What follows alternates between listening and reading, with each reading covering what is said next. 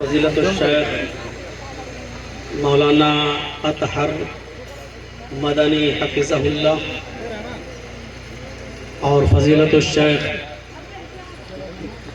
مولانا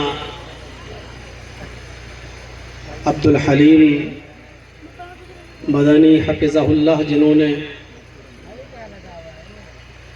بار بار مجھے کال کیا اور یہاں آنے کی انہوں نے دعوت دی۔ 24 تاریخ پہلے فائنل تھا، پھر 28 کیا اور پھر اس کے بعد میں 29 تاریخ انہیں کی محنت اور مشقت سے میں یہاں تک پہنچا، اور ہمارے رفیق سفر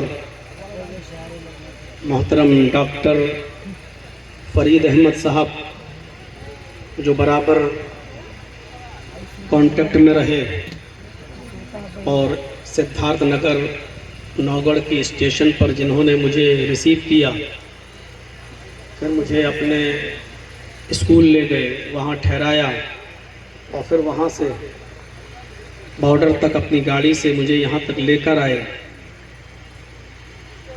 اور ہمارے دوسرے رفیق سفر جو لکھنؤ سے چل کر یہاں تک ہمارے ساتھ آئے، ڈاکٹر محمد غوث صاحب، جن کی بڑی چاہت تھی نیپال آنے کی۔ محترم ایک ہاسپٹل چلاتے ہیں لکھنؤ میں نیو ریلیکس کے نام سے، انہوں نے کہا کہ میں بھی چلتا ہوں، آپ اس علاقے کے لوگوں کو بتائیے گا کہ ان کا ایک ہاسپٹل ہے لکھنؤ میں، غریب غربا اور مساکین لوگوں کے لیے خصوصی رعایت ہے ان کے یہاں، تو آپ لوگوں کو اگر ایسا کوئی معاملہ پیش آئے تو آپ ان سے کانٹیکٹ کر سکتے ہیں، وہ آپ کو اپنے کارڈ وغیرہ یہاں دے دیں گے۔ وہ بھی ہمارے ساتھ آئے۔ اللہ رب العالمین اس اجلاس کو کامیاب فرمائے۔ جس مقصد کے تحت یہ اجلاس رکھا گیا ہے، اللہ رب العالمین اس میں دن دونی رات چوگنی ترقی عطا فرمائے،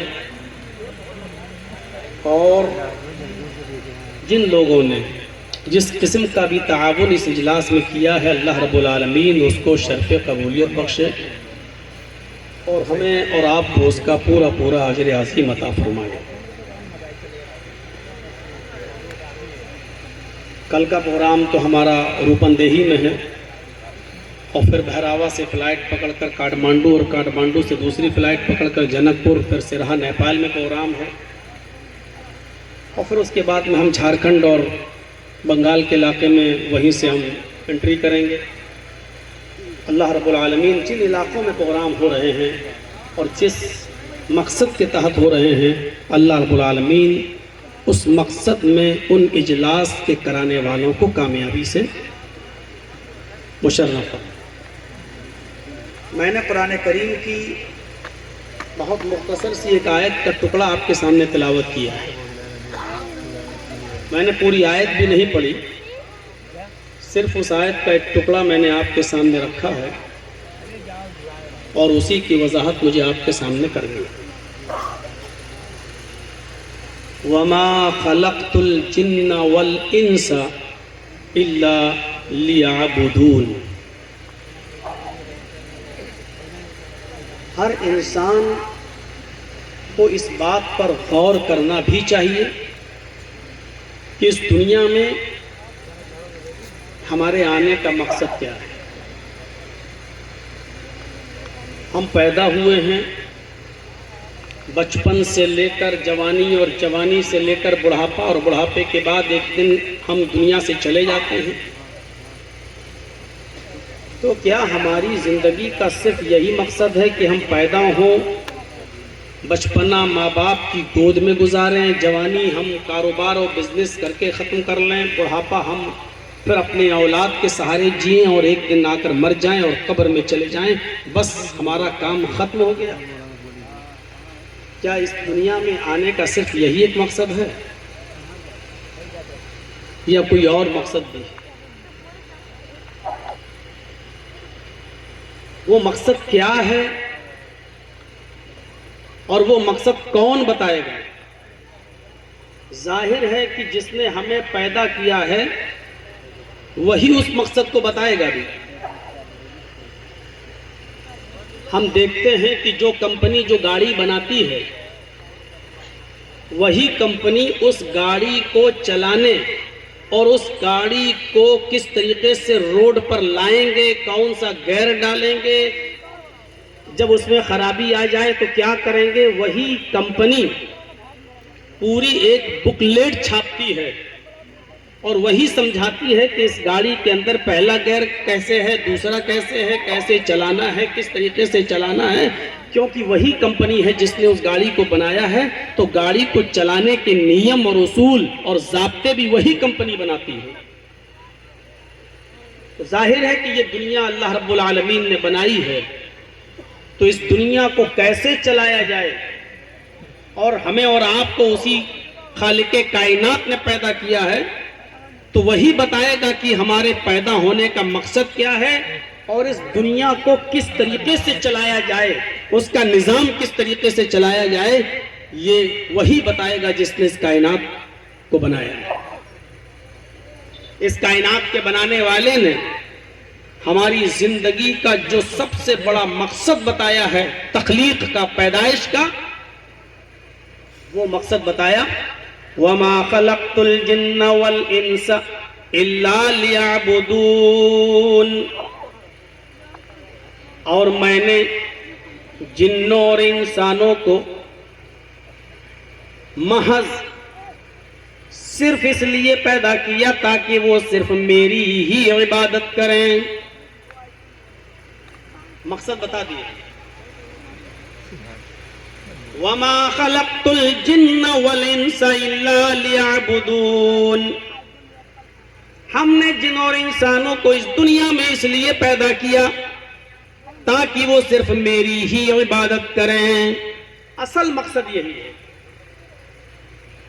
دنیا میں کوئی بھی چیز آپ اٹھا کر دیکھیں جس کو ہم برت رہے ہیں، جھیل رہے ہیں، استعمال کر رہے ہیں، کوئی بھی چیز بے مقصد نہیں ہے. ابھی آپ دیکھ رہے ہیں میرے سامنے مائک لگا ہوا ہے، اور مائک میں تھوڑی سی گڑبڑی ہوتی ہے آواز کی کمی اور بیشی میں، تو کوئی صاحب آتے ہیں بار بار، کوئی مائک کو آگے کرتا ہے، کبھی پیچھے کرتے ہیں، اس کو کا بیلنس بنا رہے ہیں. مقصد آپ سمجھ گئے نا اس مائک کا؟ اس مائک کو بنانے والے نے مائک اس لیے بنایا تاکہ اس کے ذریعے دور تک آواز پہنچائی جا سکے، اس کا ساؤنڈ اچھا ہو. اب یہ مائک میرے سامنے لگا ہوا ہو اور اس میں آواز ہی نہ آئے، بالکل آواز نہ دے، میری آواز اسٹیج پر بیٹھے ہوئے علماء تک نہ پہنچے، تو آپ کو یقیناً غصہ آئے گا. اور کبھی کبھی کسی کا غصہ اگر آؤٹ آف کنٹرول ہو گیا تو وہ مائک کو اٹھا کر پھینک بھی دے گا. اور تھوڑی سی مائک والے نے اگر بدتمیزی کر دی کہ بھائی ٹیکنیکل چیز ہے، خراب ہو گئی تو کیا ہوا، تو اس کو تھپڑ بھی لگا دے گا، 10 باتیں سنائے گا بھی کہ حرام کا پیسہ لیتے ہو کیا. یہ سب چیزیں صرف اس لیے ہو رہی ہیں کیونکہ مائک کو جس مقصد کے تحت آپ نے لگایا ہے وہ مقصد اس سے پورا نہیں ہو رہا ہے، اور مائک بنانے والے نے جس مقصد کے لیے مائک بنایا ہے اس سے وہ مقصد حاصل نہیں ہو رہا ہے. تو جب مائک سے اس کا مقصد حاصل نہ ہو تو بیکار. موبائل آپ خرید رہے ہیں، ایپل کا 1 لاکھ روپے کا موبائل آپ نے خریدا، اب اس کو آپ کان میں لگا کر ہیلو ہیلو کر رہے ہیں، آواز ہی نہیں جا رہی ہے.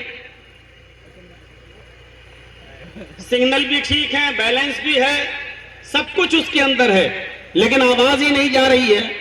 اب آپ کہیں گے کہ اتنا مہنگا میں نے موبائل لیا ہے، جس مقصد کے تحت لیا ہے وہ کام ہی نہیں کر رہا ہے، اب واپس کر دیں گے، پیسہ واپس لے لیں گے، کیونکہ جس مقصد کے تحت آپ نے موبائل خریدا تھا وہ موبائل آپ کے اس مقصد کو پورا نہیں کر رہا ہے. کرسی بیٹھنے کے لیے بنائی جاتی ہے، اب وہ اس پر بیٹھا نہ جا سکے، ایک آدمی بھی اس پر صحیح سے ٹک نہ سکے، تو آپ کرسی کو توڑ دیں گے اور کوڑے دان میں ڈسٹ بن میں ڈال دیں گے. یہ سب چیزیں ہمیں یہ بتلا رہی ہیں کہ جو چیز جس مقصد کے تحت بنائی گئی ہے اس سے وہ مقصد اگر حاصل نہیں ہوتا ہے تو وہ چیز ریجیکٹڈ ہے, بیکار ہے, کسی کام کی نہیں ہے. آپ کے سامنے جو ایک سڑک گئی ہے روڈ, صبح سویرے جب آپ اٹھتے ہیں تو دیکھتے ہوں گے کہ اس سڑک پر کوئی آدمی پیدل چلے جا رہا ہے, کوئی سائیکل سے جا رہا ہے, کوئی بائک سے جا رہا ہے, کوئی فور ویلر سے جا رہا ہے.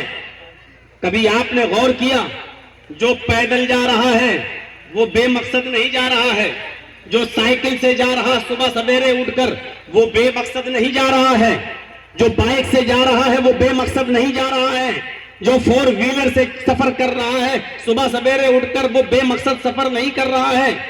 کوئی ہے جو سبزی خریدنے جا رہا ہے, کوئی ہے جو مٹن اور چکن خریدنے کے لیے جا رہا ہے, کوئی ہے جو اپنے بچے کو اسکول چھوڑنے جا رہا ہے, کوئی ہے جو اسکول پڑھانے کے لیے جا رہا ہے, کوئی ہے جو اپنے آفس میں جا رہا ہے, اس کو وہاں بیٹھ کر اپنے آفس میں 9 بجے پہنچنا ہے, حاضری دینا ہے. کوئی آفس میں جا رہا ہے, کوئی سرکاری سروس کر رہا ہے, تو کوئی پرائیویٹ بزنس کر رہا ہے. بے مقصد کوئی نہیں, سب کسی نہ کسی مقصد کے تحت جڑے ہوئے. ایسے کوئی نہیں اٹھ کے گیا, سب کا کوئی نہ کوئی مقصد ہے. اللہ رب العالمین نے فرمایا کہ اے دنیا والو, ہم نے تمہیں اس دنیا میں پیدا کیا ہے, تمہیں زندگی دی ہے, تو تمہاری زندگی دینے کا بھی کوئی نہ کوئی مقصد ہے, اور وہ مقصد یہ ہے کہ وَمَا خَلَقْتُ الْجِنَّ وَالْإِنسَ إِلَّا لِيَعْبُدُونَ, میں نے جنوں کو اور انسانوں کو اس لیے پیدا کیا تاکہ وہ میری ہی عبادت کریں. اب آپ سوچ رہے ہوں گے کہ مولانا صاحب ہم صرف اللہ ہی کی عبادت میں لگے رہیں تو بچوں کو کھلائے گا کون, بچوں کی پرورش کون کرے گا, محنت کون کرے گا, کمائے گا کون؟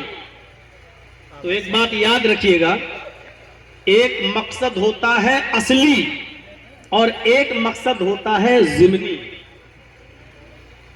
اصلی مقصد کے آگے ضمنی مقصد بالکل بیکار ہے. آپ کے یہاں سے طالبہ بہت قریب ہوگا, آپ طالبہ میں کسی لیڈر سے ملنے جانا چاہتے ہیں, وہاں کے ایم ایل اے نے یا ایم پی نے آپ کو بلایا ہے اور آپ کو اس سے ملنا ہے, اپنے گاؤں کے بارے میں کچھ بتانا ہے, کچھ شکایتیں ہیں جو آپ کو دور کرنی ہے, اور اس کے لیے آپ کا ایم پی سے ملنا ضروری ہے, ایم ایل اے سے ملنا ضروری ہے. آپ نے اپنی بیوی سے کہا کہ میں صبح اٹھے آج میں ایم ایل اے صاحب سے ملنے جا رہا ہوں, طالبہ جا رہا ہوں, لمبنی جا رہا ہوں, کسی بڑے شہر کی طرف آپ نکل گئے. اب آپ وہاں گئے, طالبہ تک پہنچے, لمبنی تک پہنچے, اس کے گھر تک گئے, بیل بجائی, اندر سے ان کا کام کرنے والا کار سیوک نوکر نکلا. جی کون؟ کہ صاحب فلاں صاحب. کہاں سے آئے ہو؟ صاحب فلاں جگہ سے آئے ہیں. کس سے ملنا ہے؟ ایم پی صاحب سے ملنا ہے. صاحب ابھی وہ نکل گئے ہیں, کاٹمانڈو چلے گئے. آپ جس مقصد کے لیے گئے تھے وہ مقصد آپ کا پورا نہیں ہوا, اب آپ لوٹ رہے ہیں وہاں سے. اب آپ نے دیکھا کہ طالبہ میں بہت بڑا مارکیٹ لگا ہوا ہے, بہت بڑا بازار لگا ہوا ہے, تو آپ نے سوچا اس بازار میں کپڑا بہت سستا مل رہا ہے, چلو اپنی بیوی کے لیے ایک ساڑی خرید لیتے ہیں.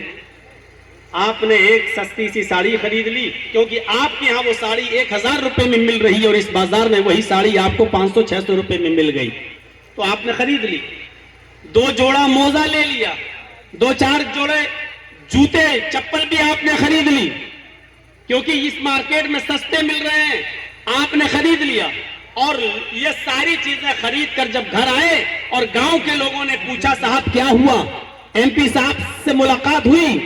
کہ صاحب نہیں یار, ہمارا تو لمبنی تک کا سفر, طالبہ تک کا سفر بالکل بیکار ہو گیا ہے, بے مقصد ہو گیا ہے, مقصد حل نہیں ہوا ہے، مقصد حاصل نہیں ہوا ہے، جس کام کے لیے گئے تھے وہ کام ہوا ہی نہیں۔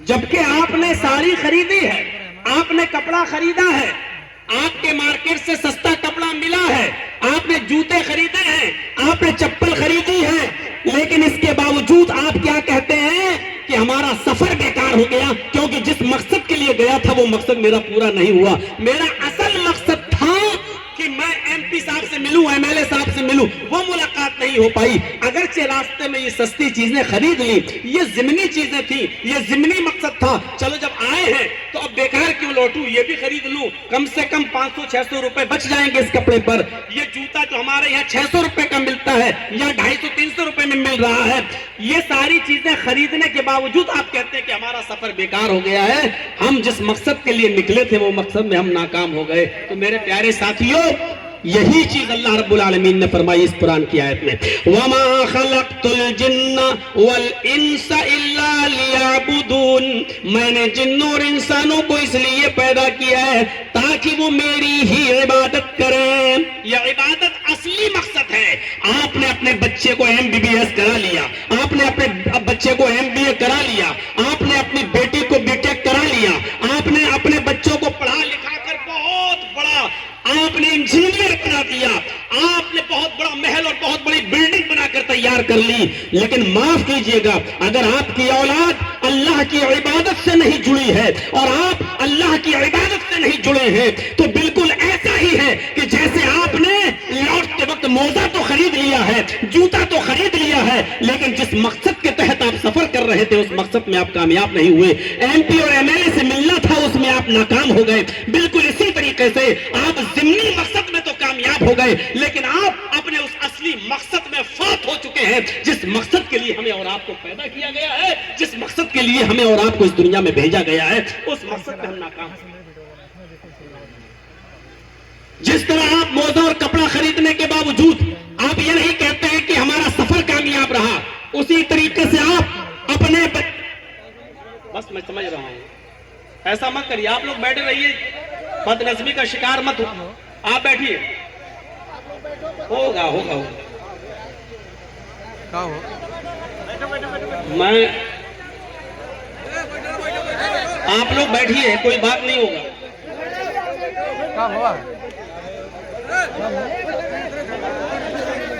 آپ لوگ چلے جائیں گے تو ہم بھی ختم کر دیں تقریر، کیا کریں گے؟ رضاکار دیکھ رہے ہیں، یہ خرافات ہونا ہی تھی۔ رضاکاران حضرات سے گزارش ہے کہ وہ بچوں کو سمجھائیں، اور تمام حاضرین سے گزارش ہے چھوٹے بچے، چھوٹے بچوں کی باتوں کو مت لیں، آپ لوگ آئیے، تشریف لائیے، پروگرام حال میں تشریف لائیے، بچوں کی باتوں کو زیادہ کو مت آپ تھوڑا سا ادھر توجہ دیجئے۔ تو میں نے جو ابھی ایک مثال جو آپ کو دی ہے کہ آپ جیسے اس سفر کو بیکار کہتے ہیں، جیسا کہ آپ لوٹ کے آ رہے ہیں، سب کچھ خرید کے لا رہے، پھر بھی آپ کہتے ہیں نہیں میرا سفر بیکار ہو گیا کیونکہ اصلی مقصد میں ہم کامیاب نہیں ہوئے، جس سے ملنا تھا اس سے ملاقات نہیں ہوئی۔ اسی طریقے سے آپ سمجھ لیجئے گا، ہم اپنے بچے کو پڑھا لکھا کر ڈاکٹر بنا لیں، انجینئر بنا لیں، MBA کرا لیں، BTech کرا لیں، لیکن اگر ہم اپنے بچوں کو اللہ کی عبادت سے نہیں جوڑ سکے، اصل مقصد سے نہیں جوڑ سکے، اور ہم خود اس سے نہیں جوڑ سکے، تو ہمارا ضمنی مقصد تو پورا ہو گیا لیکن اصلی مقصد حل نہیں ہے۔ دنیا میں بد امنی کیوں ہے؟ دنیا میں بد امنی کیوں ہے؟ اس کی اصل وجہ یہی ہے کہ ہم نے دنیا کو اس کے اصلی مقصد سے دور کر دیا۔ ہم یہ سمجھانے میں ناکام رہے کہ تمہارا اصلی مقصد کیا ہے، اور جب لوگوں کو اصلی مقصد سمجھ میں آ جائے، اصلی مقصد سمجھ میں آ جائے تو یاد رکھیے گا دنیا سے بد امنی مٹ جائے گی، اشانتی ختم ہو جائے گی اور شانتی ہی شانتی دنیا میں ہو جائے گی، اگر ان کو یہ پتا چل جائے کہ ہمارا اصلی مقصد کیا ہے زندگی کا۔ لیکن اصلی مقصد طے کون کرے گا؟ کسی لیڈر سے پوچھو کہ دنیا میں بد امنی کیوں ہے، تھوڑا سا آپ اس پر توجہ دیں، اس کے بعد ہم دوسری چیز پر آ رہے ہیں۔ آپ کسی لیڈر سے پوچھو کہ دنیا میں بدامنی کیوں ہے تو وہ اپنے حساب سے جواب دے گا.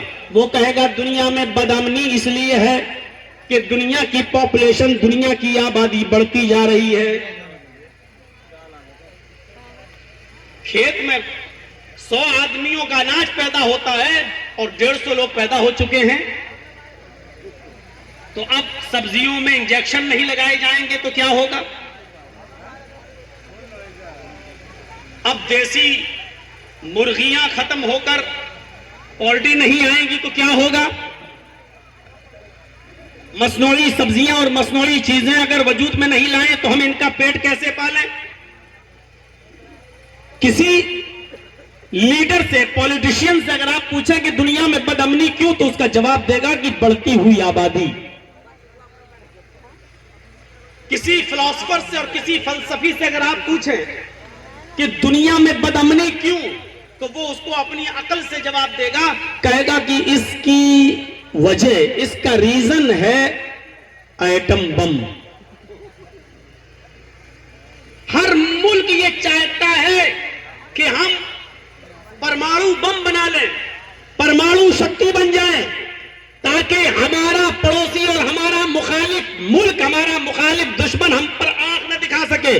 اگر آنکھ دکھائے تو ہمارے پاس بھی اس کو آنکھ دکھانے کا موقع ہو. آج دنیا میں بدامنی کی ایک وجہ یہ بھی ہے. ایک فلسفر سے پوچھو تو وہ کہے گا کہ دنیا میں بدامنی کی وجہ یہی ہے. اسرائیل کے پاس پرمانو بم ہے، ایران چاہتا ہے کہ میں بھی بناؤں تاکہ وقت آنے پر میں اپنے دشمن کو جواب دے سکوں. اور پھر دیکھیے کہ ان دونوں ملکوں میں کیسی جنگ چھڑی ہوئی ہے، زبانی جنگ بھی اور ہتھیار والی جنگ بھی، کیونکہ اسرائیل نہیں چاہتا ہے کہ ایران پرمانو شکتی بنے. یا یوں کہہ لو کہ کمزور ممالک چاہتے ہیں کہ ہم بھی پرمانو شکتی بن جائیں تاکہ یہ طاقتور ممالک ہم کو اور نہ دبا سکیں اور نہ ڈرا سکیں. اس لیے بدامنی کی وجہ یہ ہے کہ اگر ہمارے پاس اگر پرمانو ہتھیار نہیں ہے تو دنیا میں کسی کے پاس نہ ہو، اگر ان کے پاس ہے تو ہمارے پاس بھی ہونا چاہیے. یہ ایک فلسفر آپ کو جواب دے گا، فلسفی جواب دے گا کہ دنیا میں بدامنی کی وجہ ہے ایٹم بم، پرمانو ہتھیار. یا تو سب سے ختم ہو جائے یا سب کو اس کی اجازت دے دی جائے، اور ایسا نہیں ہوگا. کسی کمیونسٹ سے پوچھو کہ دنیا میں بدامنی کیوں ہے تو اس کا جواب کمیونسٹ یہ دے گا کہ دنیا میں بدامنی کی اصل وجہ ہے سرمایہ دارانہ نظام. دنیا میں کوئی بہت امیر ہے اور کوئی بہت غریب ہے. دنیا میں بدامنی کی وجہ یہ ہے، غریب چاہتا ہے کہ میں امیر بن جاؤں، امیر چاہتا ہے کہ میں پہلے سے زیادہ امیر ہو جاؤں. اگر سب کو برابر رقم دے دی جائے، سب کو برابر مکان دے دیے جائیں، سب کو برابر چیزیں دے دی جائیں تو دنیا میں بدامنی ختم ہو جائے گی، شانتی ہوگی. ہم غریب ہیں، ہم چاہتے ہیں کہ دولت میں ہم آپ سے نکل جائیں، اور آپ چاہتے ہیں کہ یہ آدمی پریشان ہے تو اور پریشان، یہ ہم سے آگے نہ نکلنے پائے. اس لیے دنیا میں بدامنی کی اصل وجہ یہ ہے کہ ہم سرمایہ دارانہ نظام کو ختم کر دیا جائے، سب کو برابر دولت تقسیم کر دی جائے. حکومت کو چاہیے کہ سب کو دولت برابر دے. ہمارے پاس اگر 5 لاکھ روپے ہے تو آپ کے پاس بھی 5 لاکھ ہو، اس سے زیادہ نہیں ہو. ہمارے پاس اگر ایک بلڈنگ ہے تو آپ کے پاس بھی ایک بلڈنگ ہو. ہمارے پاس ایک گاڑی ہے تو آپ کے پاس بھی ایک گاڑی ہو. میں کہتا ہوں کہ دنیا میں اگر ایسا ہو بھی جائے تب بھی بدامنی ختم نہیں ہو جائے گی، اور ایسا ہو بھی نہیں سکتا ہے. یہ بتائیے جب ہمارے پاس ہی تمہارے برابر پیسہ ہے تو ہم اس جلسے میں مائک کیوں لگائیں گے؟ ہم اس جلسے میں پنڈال کیوں لگائیں گے؟ ہم کیوں آپ کی غلامی کریں گے؟ آپ کے پاس جتنی رقم ہے اتنی ہمارے پاس ہے. ہم کیوں رکشہ چلائیں گے؟ ہم کیوں مزدوری کریں گے؟ ہم کیوں آپ کے گھر و مکان کی تعمیر کریں گے؟ ہم کیوں صبح 9 بجے آئیں گے اور 5 بجے اپنے سر پر اینٹیں لاد کر آپ کی مزدوری کریں گے اور چلے جائیں گے؟ کیوں؟ ہم تو آپ کے برابر ہیں دولت میں، ہم تو آپ کے برابر ہیں پیسے میں، تو ہم آٹو کیوں چلائیں؟ ہم ٹیکسی کیوں چلائیں؟ ہم بس کیوں چلائیں؟ ہم رکشہ کیوں چلائیں؟ ہم پنڈال کیوں لگائیں؟ ہم مائک کیوں لگائیں؟ ہم کیوں مزدوری کریں اور مستری گیری کا کام کریں. اگر سب میں دولت برابر برابر تقسیم ہو جائے گی تو پھر میرے بھائیو دنیا کا نظام بگڑ کے رہ جائے گا. کوئی آپ کو ہوٹل کھولنے والا نہیں ملے گا, کوئی دال اور چاول بیچنے والا نہیں ملے گا, کیونکہ ہمارے پاس تو پیسہ تمہارے برابر ہے. ہم کیوں دال بیچیں, ہم کیوں سبزی بیچیں, ہم کیوں مٹن بیچیں, ہم کیوں چکن بیچیں؟ میرے بھائیو ایسا نہیں ہو سکتا ہے. لیکن اصل وجہ یہ بھی نہیں, نہ ایٹم بم ہے بدامنی کا ریزن, نہ ہی یہ جو چیز ابھی ہم نے لاسٹ میں آپ کے سامنے بتائی سرمایہ دارانہ نظام, اور نہ ہی ملک کی بڑھتی ہوئی پاپولیشن اور آبادی, یہ اصلی ریزن نہیں ہے بدامنی کا. بدامنی کا اصلی ریزن یہ ہے کہ ہم نے ملک کو, ہم نے دنیا کو اس کے اصلی مقصد سے دور کر دیا ہے, اس کو بتایا نہیں کہ اصلی مقصد کیا ہے. ابھی آپ فرض کر لیجئے, ایک مثال میں آپ کو دے رہا ہوں, اس کے بعد میں ہم آتے ہیں. ایک مثال پر غور کیجئے. ایک اسکول ہے, صبح 9 بجے کھلتا ہے اور 2 یا 3 بجے اس میں چھٹی ہو جاتی ہے. آپ کا بچہ اسی اسکول میں پڑھتا ہے, 9 بجے کا اسکول ہے, آپ کا بچہ 8:30 بجے اسکول میں آ جاتا ہے. نرسری میں پڑھتا ہے, چھوٹے چھوٹے بچے ہیں, نرسری میں پڑھتے ہیں یہ بچے, کوئی فرسٹ کے جی میں, کوئی ایل کے جی میں, کوئی یو کے جی میں, کوئی فرسٹ میں, کوئی سیکنڈ میں. اسکول 9 بجے کا ہے, بچے 8:30 بجے آ جاتے ہیں. ابھی پریئر نہیں ہوئی ہے, ابھی گھنٹے نہیں لگی ہے, آدھا گھنٹہ باقی ہے. ان بچوں کو آپ دیکھیں گے کہ وہ اسکول کے گراؤنڈ میں کھیلیں گے, کودیں گے, شور کریں گے, ہنگامہ کریں گے, ایک دوسرے کو پکڑیں گے, ایک دوسرے کو ماریں گے. کوئی پیڑ پہ چڑھ رہا ہوگا, کوئی کرکٹ کھیل رہا ہوگا, کوئی لڑ رہا ہوگا, کوئی کسی کا کالر پکڑتا ہے, کوئی کسی کو نیچے گراتا ہے. کتنا ہنگامہ ہوتا ہے. ان بچوں کے درمیان اچانک 9 بجتا ہے, گھنٹی بجتی ہے, اور بچے اپنے اپنے کلاس میں چلے جاتے ہیں, اور بچے بالکل خاموش ہو جاتے ہیں. میں پوچھتا ہوں اب کیا ہوا, یہ بچے ایک دم خاموش کیوں ہو گئے؟ ابھی تک شور کر رہے تھے, کیوں؟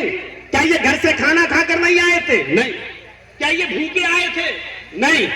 کیا یہ اپنے ماں باپ سے سیکھ کر رہے تھے کہ بچوں اسکول میں جانا اور لڑنا؟ نہیں. ابھی تک لڑ رہے تھے, اچانک خاموش ہو گئے. اچانک خاموش اس لیے ہوئے کہ ٹیچر نے ان کو ان کے اصلی کام سے, ان کو ان کے اصلی مقصد سے لگا دیا کہ بچوں تم پڑھنے آئے ہو, پڑھو, تم میتھ کا کام کرو, بلیک بورڈ پہ کوئی چیز لکھ دی, تم یہ کام کرو, کیونکہ تم اسکول میں پڑھنے آئے ہو. ان کو ان کے اصلی مقصد سے لگا دیا. بچوں میں جنگ و جدال ختم, ہنگامہ آرائی ختم, غصہ گرمی ختم, سارے بچے جو ابھی لڑ رہے تھے سب ختم, اور پھر اپنے اصلی مقصد سے لگ جاتے ہیں, اور پھر وہ اپنا کام کرنا شروع کر دیتے ہیں. میرے بھائیوں, یہی دنیا کا اصلی مقصد ہے کہ ہم نے لوگوں کو اصلی مقصد سے جوڑا نہیں ہے. کوئی کہہ رہا ہے کہ دنیا کی بڑھتی ہوئی آبادی بدامنی کی وجہ ہے, کوئی کہتا ہے کہ نہیں سرمایہ دارانہ نظام جو ہے وہ بدامنی کی وجہ ہے, کوئی کہتا پرمانو اور ایٹمک بم یہ دنیا کی بدامنی کی وجہ ہے. یہ کوئی وجہ نہیں ہے. دنیا کی اصل بدامنی کی وجہ یہ ہے کہ ہم نے لوگوں کو ان کے اصلی مقصد سے نہیں لگایا. جس مقصد کے لیے اللہ تعالیٰ نے ان کو پیدا کیا ہے, ہم ان کو ان کے اصلی مقصد میں لگا دیں تو یہ بدامنی ختم ہو جائے. اور اصل مقصد کیا ہے؟ وَمَا خَلَقْتُ الْجِنَّ وَالْإِنسَ إِلَّا لِيَعْبُدُونَ. ہم نے جنوں اور انسانوں کو صرف اس لیے پیدا کیا تاکہ وہ میری ہی عبادت کریں, میری ہی پرستش کریں, میری ہی پوجا کریں. اصلی مقصد سے جوڑ دیجئے. اب عبادت کا مفہوم بہت وسیع ہے. اب آپ یہ نہ سمجھیں کہ صرف نماز پڑھنا ہی عبادت ہے. اب ہم جب دیکھیں گے کہ میرے پڑوس میں آدمی بھوکا ہے, وہ سویا نہیں ہے, بھوک کی وجہ سے بلبلا رہا ہے, تو اب آپ تہجد کی نماز نہیں پڑھیں گے, کیونکہ امام کائنات نے فرمایا, اللہ کے رسول نے فرمایا کہ اللہ کی قسم وہ مومن نہیں, اللہ کی قسم وہ مومن نہیں, اللہ کی قسم وہ مومن نہیں جو خود تو پیٹ بھر کے کھانا کھا لے اور اس کا پڑوسی بھوکا سو جائے. اب پڑوسی بھوکا سو رہا ہے, اس کی فکر آپ کے اوپر, آپ کی ذمہ داری ہے. اگر وہ بھوکا سو گیا اور آپ تہجد میں پڑے رہے, سجدوں پہ سجدے ٹھوکتے رہے, تو آپ کی عبادت بیکار ہے, کیونکہ اب عبادت اس کی ضرورت نہیں تھی, اس بھوکے پڑوسی کا پیٹ بھرنے کی ضرورت عبادت تھی. آپ نے اس عبادت سے منہ موڑا. یہ عبادت کر رہے है वो इबादत। इस वक्त आपको इबादत ये करनी थी कि उस पड़ोसी का पेट पालना था, अपने घर में खाने में शोरबा बढ़ाकर उसको पहुंचाना था, उसके बच्चों को खिलाना और पिलाना था।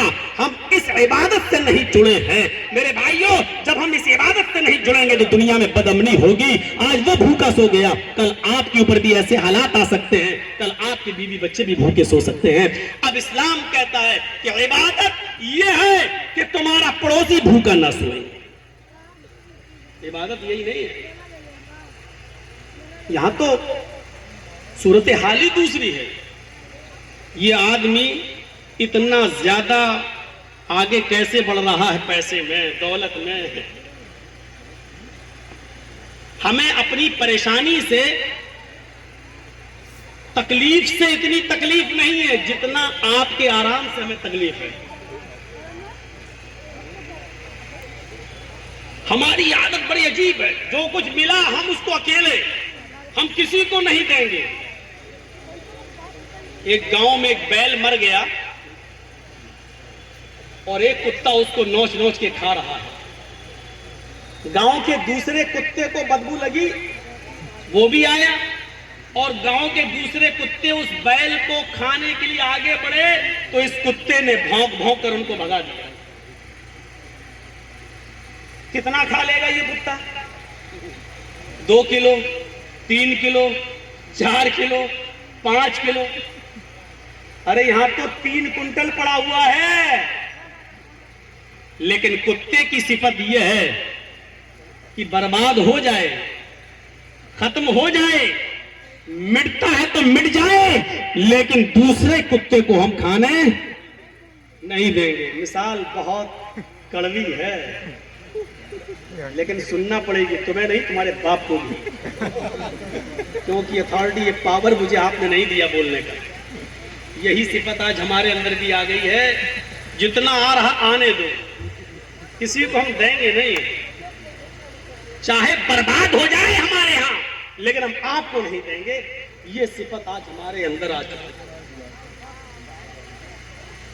हम अपनी तकलीफ से परेशान नहीं है जितना दूसरे के सुख से हम परेशान हैं। सड़क पर एक छुरी पड़ी हुई थी, किसी कसाब ने बकरी काटी थी, ज़िबा की थी, और बकरी काटने के बाद वो छुरी उसी जगह भूल गया। उस छुरी के ऊपर बकरी का खून लगा हुआ था। एक कुत्ते की नजर उस छुरी पर पड़ी, उसने छुरी के ऊपर खून लगा हुआ देखा, वो आया और उसने अपनी जबान से उस छुरी को चाटा, ऐसे करके जो चाटा तो बकरी का लगा हुआ खून तो वो कुत्ता चाट गया, लेकिन चाटते वक्त उस कुत्ते की जबान कट गई और उस कुत्ते की जबान जो कटी तो उसका खून उस छुरी पर लग गया। कुत्ता समझा कि अभी बकरी का खून और बाकी है। उसने फिर दूसरी जबान फिर दोबारा चलाई, वो दूसरी जगह से कट गई। कुत्ता समझा भी बकरी का खून और ज्यादा मौजूद है, वो बार बार खून को चाटता जा रहा है और उसकी जबान अपनी जगह से कटती जा रही है, लेकिन वो बकरी का खून समझ के उस वक्त तक चाटता रहा जब तक कि उसकी जबान कटकर जमीन के ऊपर नहीं गिर गई। बिलाखिर जबान के कट जाने से जब कुछ खा पी नहीं सका तो एक दिन वो कुत्ता मर गया, यानी उसने अपने आप को हलाक कर लिया। आज यही चीज हमारी सोसाइटी, हमारे समाज में, हम इंसानों के दरमियान भी आ चुकी है। मेरे भाइयों, यही चीज है कि हम दूसरे की भलाई देख नहीं सकते हैं, हम अपने आप को बर्बाद कर रहे हैं दूसरे को मिटाने के चक्कर में, और इतना बर्बाद कर रहे हैं, कोर्ट से लेकर कचहरी से लेकर इतना बर्बाद कर रहे हैं अपने आप को कि हमें पता ही नहीं चलता। हमारे इटावा के जिस नाम नेहद मौलवी ने हमें झूठे इल्जाम में फंसाया, उसने मुझे सजा तक दिलवाई, वहां तक पहुंचा, लेकिन उसने हमें बर्बाद करने के चक्कर में अपने आप को इतना मिटाया कि उसकी अपनी जमीन भी बिक गई, अपनी जायदाद भी बिक गई, अपना सब कुछ बेच चुका है। आज वो कब्रिस्तान की जमीनों पर नाजायज कब्जे करने की नौबत उसकी आ गई, उसका कारोबार बंद हो गया। मेरे भाइयों, ये कहते हैं कि और जिसको मिटाना चाह रहा था उसको देखो, वो जेल के बाहर जब आता है تو 2,500-3,000 آدمی اس کا سواگت کر رہے ہیں جیل کے دروازے پر، اور دوسرے ہی دن سے اس کا پروگرام شروع ہو جاتا ہے۔ میرے پیارے ساتھیوں، عزت و ذلت کا مالک دنیا میں کوئی انسان نہیں ہے، عزت و ذلت کا مالک اوپر والا ہے۔ وَتُعِزُّ مَن تَشَاءُ وَتُذِلُّ مَن تَشَاءُ، تم جس کو چاہو عزت دو، یہ نہیں اللہ جس کو چاہے عزت دے، جس کو چاہے ذلت دے۔ عزت و ذلت کا مالک اللہ ہے، ہم اور آپ نہیں ہیں۔ اس لیے یہ تصور اپنے دماغ سے نکالیے، عبادت کا مفہوم بڑا وسیع ہے، ہم لوگوں کو ان کے اصلی مقصد سے جوڑ دیں، یہی عبادت۔ بیوی ناراض ہے، اب آپ جا رہے ہیں نفلی نماز پڑھنے، نہیں، اب پہلے بیوی کو مناؤ، یہ عبادت ہے۔ اللہ کے نبی فرماتے ہیں جس نے ایک لقمہ اٹھایا اور پیار سے وہ لقمہ اپنی بیوی کے منہ میں ڈال دیا، پیار سے وہ لقمہ اپنے ہاتھ سے اپنی بیوی کو کھلایا، تو اس پر بھی ثواب ہے، ثواب عبادت پر ملتا ہے۔ اب آپ نفلی نماز پڑھیں گے، یہ عبادت نہیں ہے۔ عبادت کا مفہوم یہ ہے کہ اب آپ کی بیوی ناراض ہے تو آپ اپنی بیوی کو منائیے، اس کو کھلائیے، اس کو کھلانا عبادت ہے، اس کو منائیے، اس کو منانا عبادت ہے۔ زیادہ دیر تک اس سے ناراض نہ رہیے، نہ اس کو رہنے دیجیے، عبادت ہے۔ میرے بھائیو، نماز ہو چکی، اب نکلو، اب مسجد میں مت بیٹھو، یہاں تک کہ جمعے کی نماز بھی آپ نے پڑھ لی، اب آپ مسجد میں مت بیٹھو۔ اب کیا ضرورت ہے تسبیح گھمانے کی؟ اب کیا ضرورت ہے عصر تک اس مسجد میں بیٹھنے کی؟ اب کیا ضرورت ہے اللہ اللہ کرنے کی؟ تم نے نماز پڑھ لی، اب نکلو، غریب انسان ہو، اپنی بیوی اور بچوں کے لیے محنت کرو، ان کے لیے کماؤ، یہ عبادت ہے۔ فَإِذَا قُضِيَتِ الصَّلَاةُ فَانتَشِرُوا فِي الْأَرْضِ، جب جمعے کی نماز مکمل کر لو، پوری کر لو، تو اب مسجد میں مت بیٹھے رہو، مسجد سے باہر نکلو۔ فَانتَشِرُوا فِي الْأَرْضِ، زمین میں پھیل جاؤ۔ وَابْتَغُوا مِن فَضْلِ اللَّهِ، اللہ نے جو رزق اتارا ہے، اللہ نے جو روزی اتاری ہے، اس کو تلاش کرو، اپنے بیوی بچوں کے لیے محنت کرو، ان کو کھلاؤ پلاؤ، پالو پوسو، اور ان کی اچھی تعلیم و تربیت کرو، یہی تو عبادت ہے۔ ہم نے عبادت کا مفہوم یہ سمجھ لیا، صبح اٹھو اور شام تک اللہ اللہ کرتے رہو، اور شام کو جب کوئی پوچھے کھانا کہاں سے آئے گا تو محلے والوں کے اوپر بوجھ بن جاؤ کہ وہ لوگ کھلائیں گے اور پلائیں گے۔ ہم نے عبادت کا مفہوم یہ سمجھ رکھا ہے، یہ عبادت کا مفہوم نہیں ہے۔ ہم نے لوگوں کو اصلی مقصد سے دور کر دیا ہے۔ ہم اللہ کی عبادت سے لوگوں کو جوڑ دیں، امن و امان پیدا ہو جائے گا، امن و امان پیدا ہو جائے گا، سکون ہی سکون پیدا ہو جائے گا۔ وَمَا خَلَقْتُ الْجِنَّ وَالْإِنسَ إِلَّا لِيَعْبُدُونَ، ہم نے جن اور انسانوں کو صرف اس لیے پیدا کیا ہے تاکہ وہ میری ہی عبادت کریں۔ ایک چیز ہوتی ہے عبد، بندہ، ایک چیز ہوتی ہے عبادت، بندگی، ایک چیز ہوتی ہے عابد، عبادت کرنے والا، اور ایک چیز ہوتی ہے معبود، جس کی عبادت کی جائے۔ دیکھ رہے ہیں، عبد، ہم اور آپ کون ہیں؟ عبد، اللہ کے بندے، نماز پڑھ رہے ہیں، روزہ رکھ رہے ہیں، بیوی کو اپنے ہاتھ سے کھانا کھلا رہے ہیں، یہ کیا ہے؟ عبادت، بندگی۔ ہم جو کر رہے ہیں اپنے ہاتھ سے، ہم کون ہوئے؟ عابد، عبادت کرنے والے، اور یہ عبادت ہم جس کے لیے کر رہے ہیں وہ کون ہے؟ معبود، جس کی عبادت کی جائے۔ ایک عابد میں اور معبود میں بڑا گہرا ربط ہونا چاہیے۔ ہم عبد کے معنی غلام، ہم اللہ کے غلام ہیں، نوکر نہیں، سروینٹ نہیں ہے۔ نوکر کیا ہوتا ہے؟ جرجی صاحب نے ایک مدرسہ کھولا، ایک اسکول کھولا، آپ اس مدرسے میں ٹیچر ہیں، آپ صبح آئیں گے 7 بجے اور 12 بجے چھٹی، 7 بجے سے لے کر 12 بجے تک آپ ہمارے یہاں سروس کر رہے ہیں، آپ ہمارے سروینٹ ہیں، لیکن غلام نہیں ہیں۔ ہم نے آپ کو خریدا نہیں ہے، 12 بجے کے بعد بھی آپ آئیے، 1 بجے بھی آئیے، رات میں بھی آئیے، نہیں، کیونکہ ہم نے آپ کو خریدا نہیں ہے۔ سروینٹ میں اور غلام میں فرق ہوتا ہے۔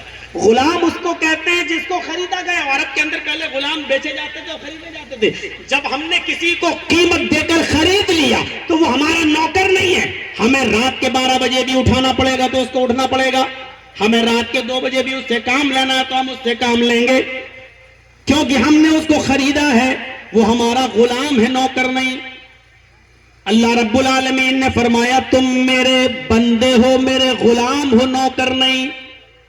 تم اتنی ڈیوٹی دینے کے بعد فری نہیں ہو جاؤ گے؟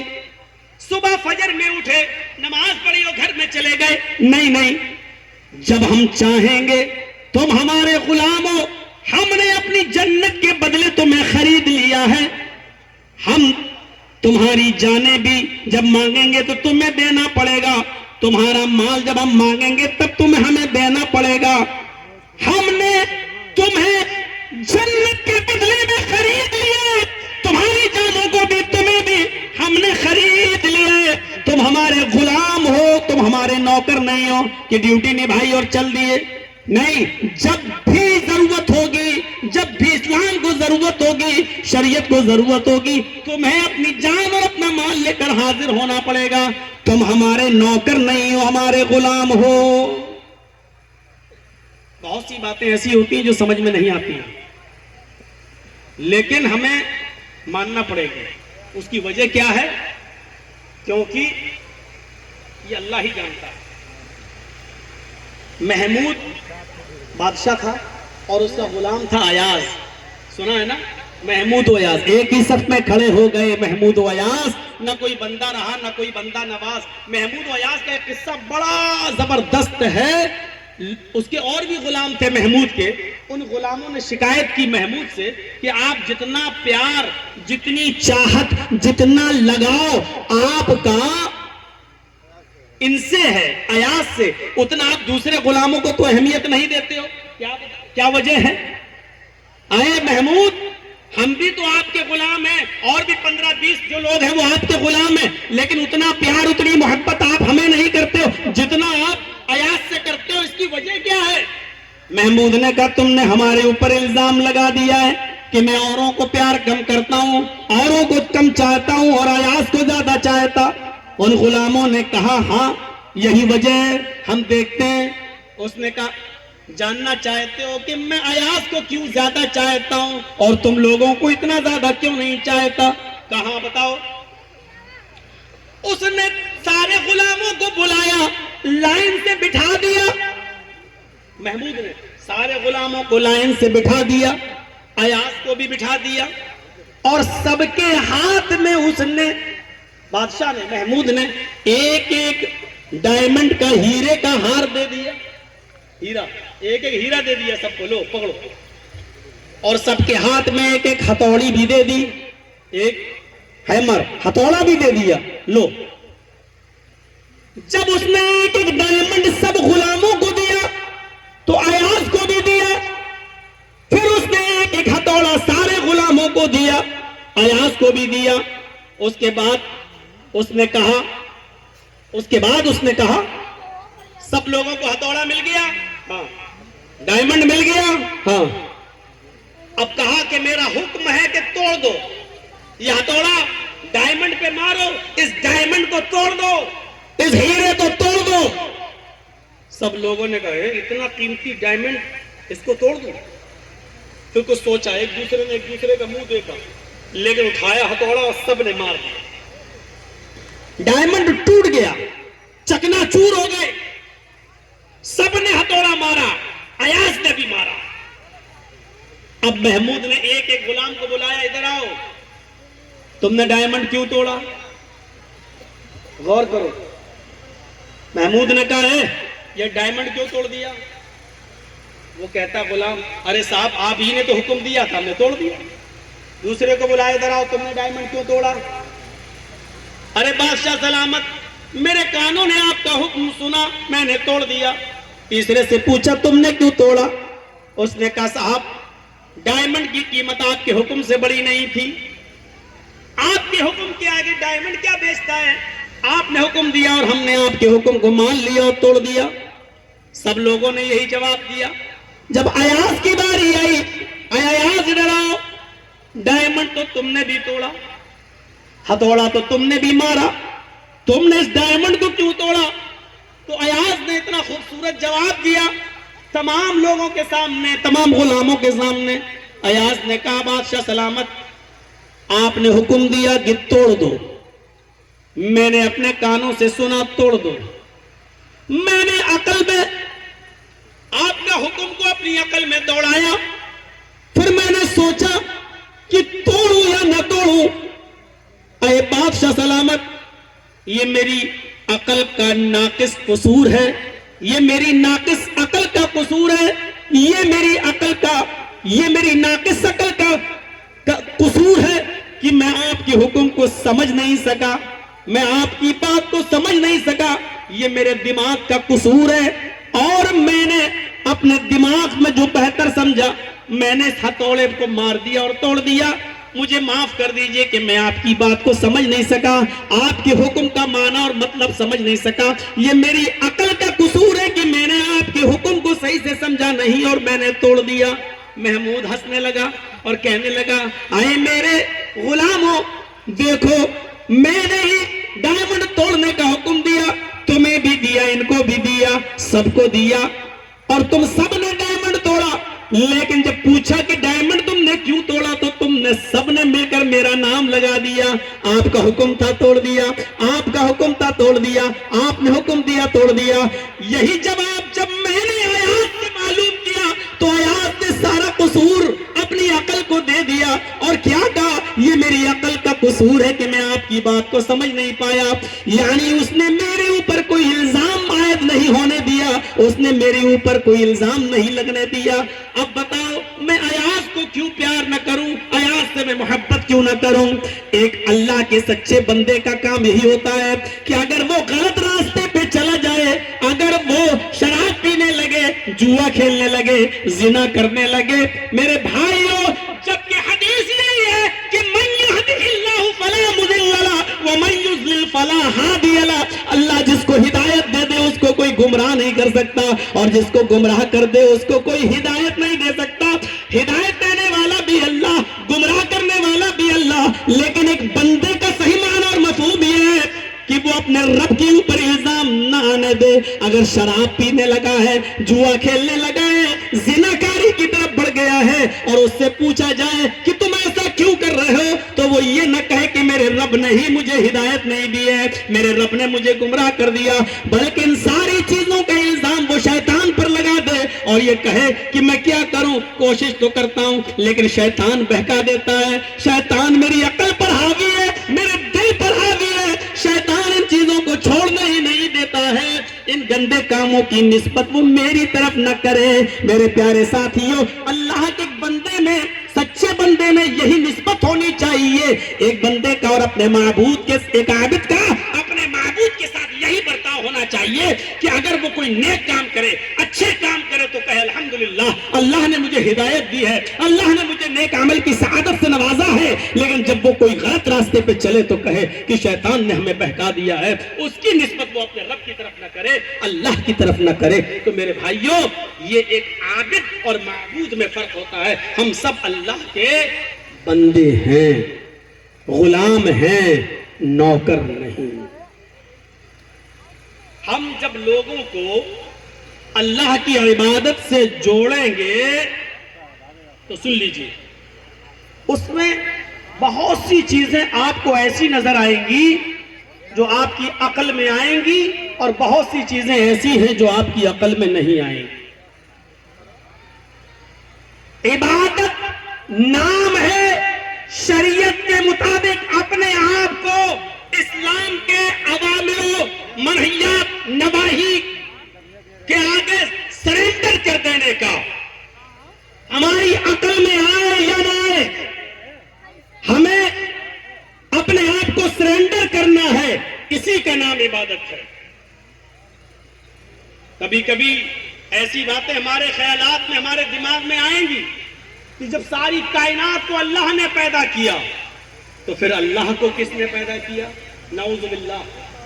ایسے سوالات آئیں گے، اور دوسرے لوگ آپ کو بہکائیں گے بھی اور آپ سے سوال بھی کریں گے. یہ کیا بات ہے کہ اسلام کے اندر ایک مرد کو 4 نکاح کی اجازت دی گئی ہے، لیکن ایک عورت اگر 4 مرد رکھنا چاہے تو اس کو اجازت کیوں نہیں ہے؟ ایسے سوالات دنیا آپ سے کرے گی.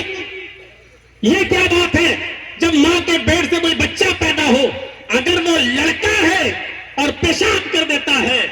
تو اس کے پیشاب کو دھونے کی ضرورت نہیں ہے، صرف چھینٹا مارنے سے کام چلے گا۔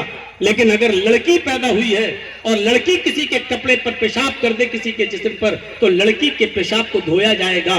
لڑکے اور لڑکی میں یہ فیصلہ، یہ فرق کیوں ہے؟ لڑکے کا پیشاب نہ دھویا جائے، لڑکی کا پیشاب دھویا جائے۔ بہت سی چیزیں ایسی ہیں جو ہمیں صرف ماننا پڑیں گی، چاہے وہ ہماری عقل میں آئیں یا نہ آئیں۔ یہی فرق ہے اسلام اور سیکولر نظام حیات میں۔ اسلام تین چیزوں کو حصول علم کا ذریعہ مانتا ہے اور سیکولر نظام حیات دو چیزوں کو حصول علم کا ذریعہ مانتی ہے۔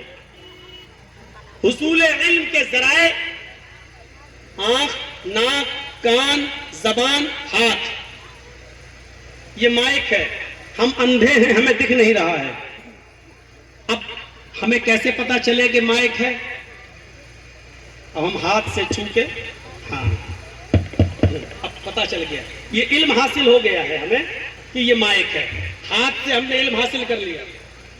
یہ موبائل ہے، ہم نے آنکھ سے دیکھ لیا موبائل ہے، علم حاصل ہو گیا۔ موبائل کا علم ہماری آنکھ نے دیکھ لیا موبائل۔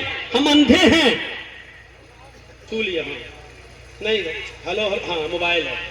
کان کے ذریعے ہم نے پتہ لگا لیا، کسی نے بتایا صاحب یہ موبائل ہے، تو حصول علم کا ذریعہ آنکھ، ناک، کان، زبان۔ یہ پانی اچھا ہے کہ خراب ہے پتہ نہیں ہے، بولا ٹھیک ہے اچھا ہے تازہ پانی۔ یہ زبان بھی ایک ذریعہ ہے علم کے حصول کا۔ آنکھ، ناک، کان، زبان اور ہاتھ۔ اور کبھی کبھی یہ چیزیں کام نہ آئیں تو ایک اور ذریعہ ہے عقل، حصول علم کا ذریعہ عقل۔ عقل سے آدمی سوچتا کہ یہ کروں کہ نہیں کروں۔ ہاتھ نہیں بتاتا، زبان نہیں بتاتا۔ اب جوا ہے، جوا کھیلنا یا نہیں کھیلنا، اب عقل سے کام لو، جوا کھیلنا صحیح ہے کہ نہیں ہے۔ تو سیکولر نظام حیات یہی کہتی ہے کہ دو چیزیں حصول علم کا ذریعہ ہیں، آنکھ، ناک، کان، زبان، ہاتھ، یہ ایک چیز، اور جب یہ بند ہو جائے تو عقل۔ لیکن اسلام کہتا ہے تین چیزیں حصول علم کا ذریعہ ہیں، آنکھ، ناک، کان، زبان، ہاتھ۔ یہ ایک چیز ہو گئی، اور جب یہ کام نہ کرے تو عقل سے سوچو یہ غلط ہے یا صحیح۔ اور پھر ایک ایسا مقام آ جاتا ہے جہاں عقل کوئی فیصلہ نہیں کر پاتی ہے، عقل بھی سوچنے اور سمجھنے پر مجبور نہیں، وہ عقل بھی کام نہیں آتی ہے، تو وہاں پر ایک حصول علم کا ذریعہ ہے وحی الہی، وہاں ایک حصول علم کا ذریعہ ہے جبرائیل امین کی آمد، وہی حصول علم کا ایک ذریعہ ہے قرآن اور حدیث۔ یہ تین چیزیں حصول علم کا ذریعہ ہیں۔ بلکہ میں صاف صاف یہ کہہ دوں کہ جب عقل کام کرنا بند کر دے اور عقل کسی بات کا فیصلہ نہ کرے، تب تیسرا علم ہی کام آتا ہے، اور وہ ہے حصول علم کا تیسرا ذریعہ وحی الہی۔ جہاں عقل کام کرنا بند کرتی ہے اور جہاں عقل کوئی کام نہیں کر سکتی ہے، فیصلہ نہیں کر سکتی ہے، وہاں وحی الہی کا ذریعہ۔ مثلاً ساری چیزوں کو اللہ نے پیدا کیا، تو پھر اللہ کو کس نے پیدا کیا؟ اب آپ اپنی عقل سے وہ سوال کر رہے ہیں جو اس عقل کے دائرے میں نہیں ہے۔ اب آپ جگجیت صاحب اپنی آنکھ سے دیکھ رہے ہیں تو مجھے یہ دکھائی دے رہا ہے، اور وہاں موٹر سائیکل لگی ہے وہ دکھائی دے رہی ہے، لیکن اس وقت علی گڑھوا میں کیا ہو رہا ہے ہمیں نہیں دکھائی دے رہا ہے۔ اب ہم دیکھ رہے ہیں صاحب علی گڑھوا تو ہمیں نہیں دکھائی دے رہا ہے، نوگڑھ تو ہمیں نہیں دکھائی دے رہا ہے، تو جگجیت صاحب آپ اپنی آنکھ سے اب وہ کام لے رہے ہو جو آنکھ کے دائرے میں نہیں ہے۔ آپ اس وقت ہماری تقریر سن رہے ہیں، سنائی دے رہی ہے، لیکن اس وقت لکھنؤ کے اندر کس کے بھاشن اور کس کی تقریر اور اسپیچ ہو رہی ہے وہ آپ کو نہیں سنائی دے رہی ہے۔ اب آپ یہاں سے کان لگا کر لکھنؤ لگا، مولانا صاحب لکھنؤ کی آواز تو نہیں آ رہی ہے میرے کان میں؟ نہیں آئے گی، کیوں؟ کیونکہ اب آپ اپنے کان سے وہ کام لے رہے ہیں جو کان کا دائرہ نہیں ہے، جو اس کے دائرے سے باہر ہے۔ آپ اس کی حیثیت اور اس کی طاقت سے زیادہ کام لے رہے ہیں۔ آنکھ دیکھتی ہے لیکن اس کا ایک دائرہ ہے، नाक सूंघती है लेकिन उसका एक दायरा है, इतनी दूर तक की सूंघ सकती है। दिल्ली दरबार में क्या बना है उसका नहीं सूंघ के बता सकते हो आप यहां, उसका एक दायरा है। इसी तरीके से अकल का काम है सोचना और गौर व फिक्र करना, लेकिन उसका भी एक दायरा है, उसका भी एक दायरा है।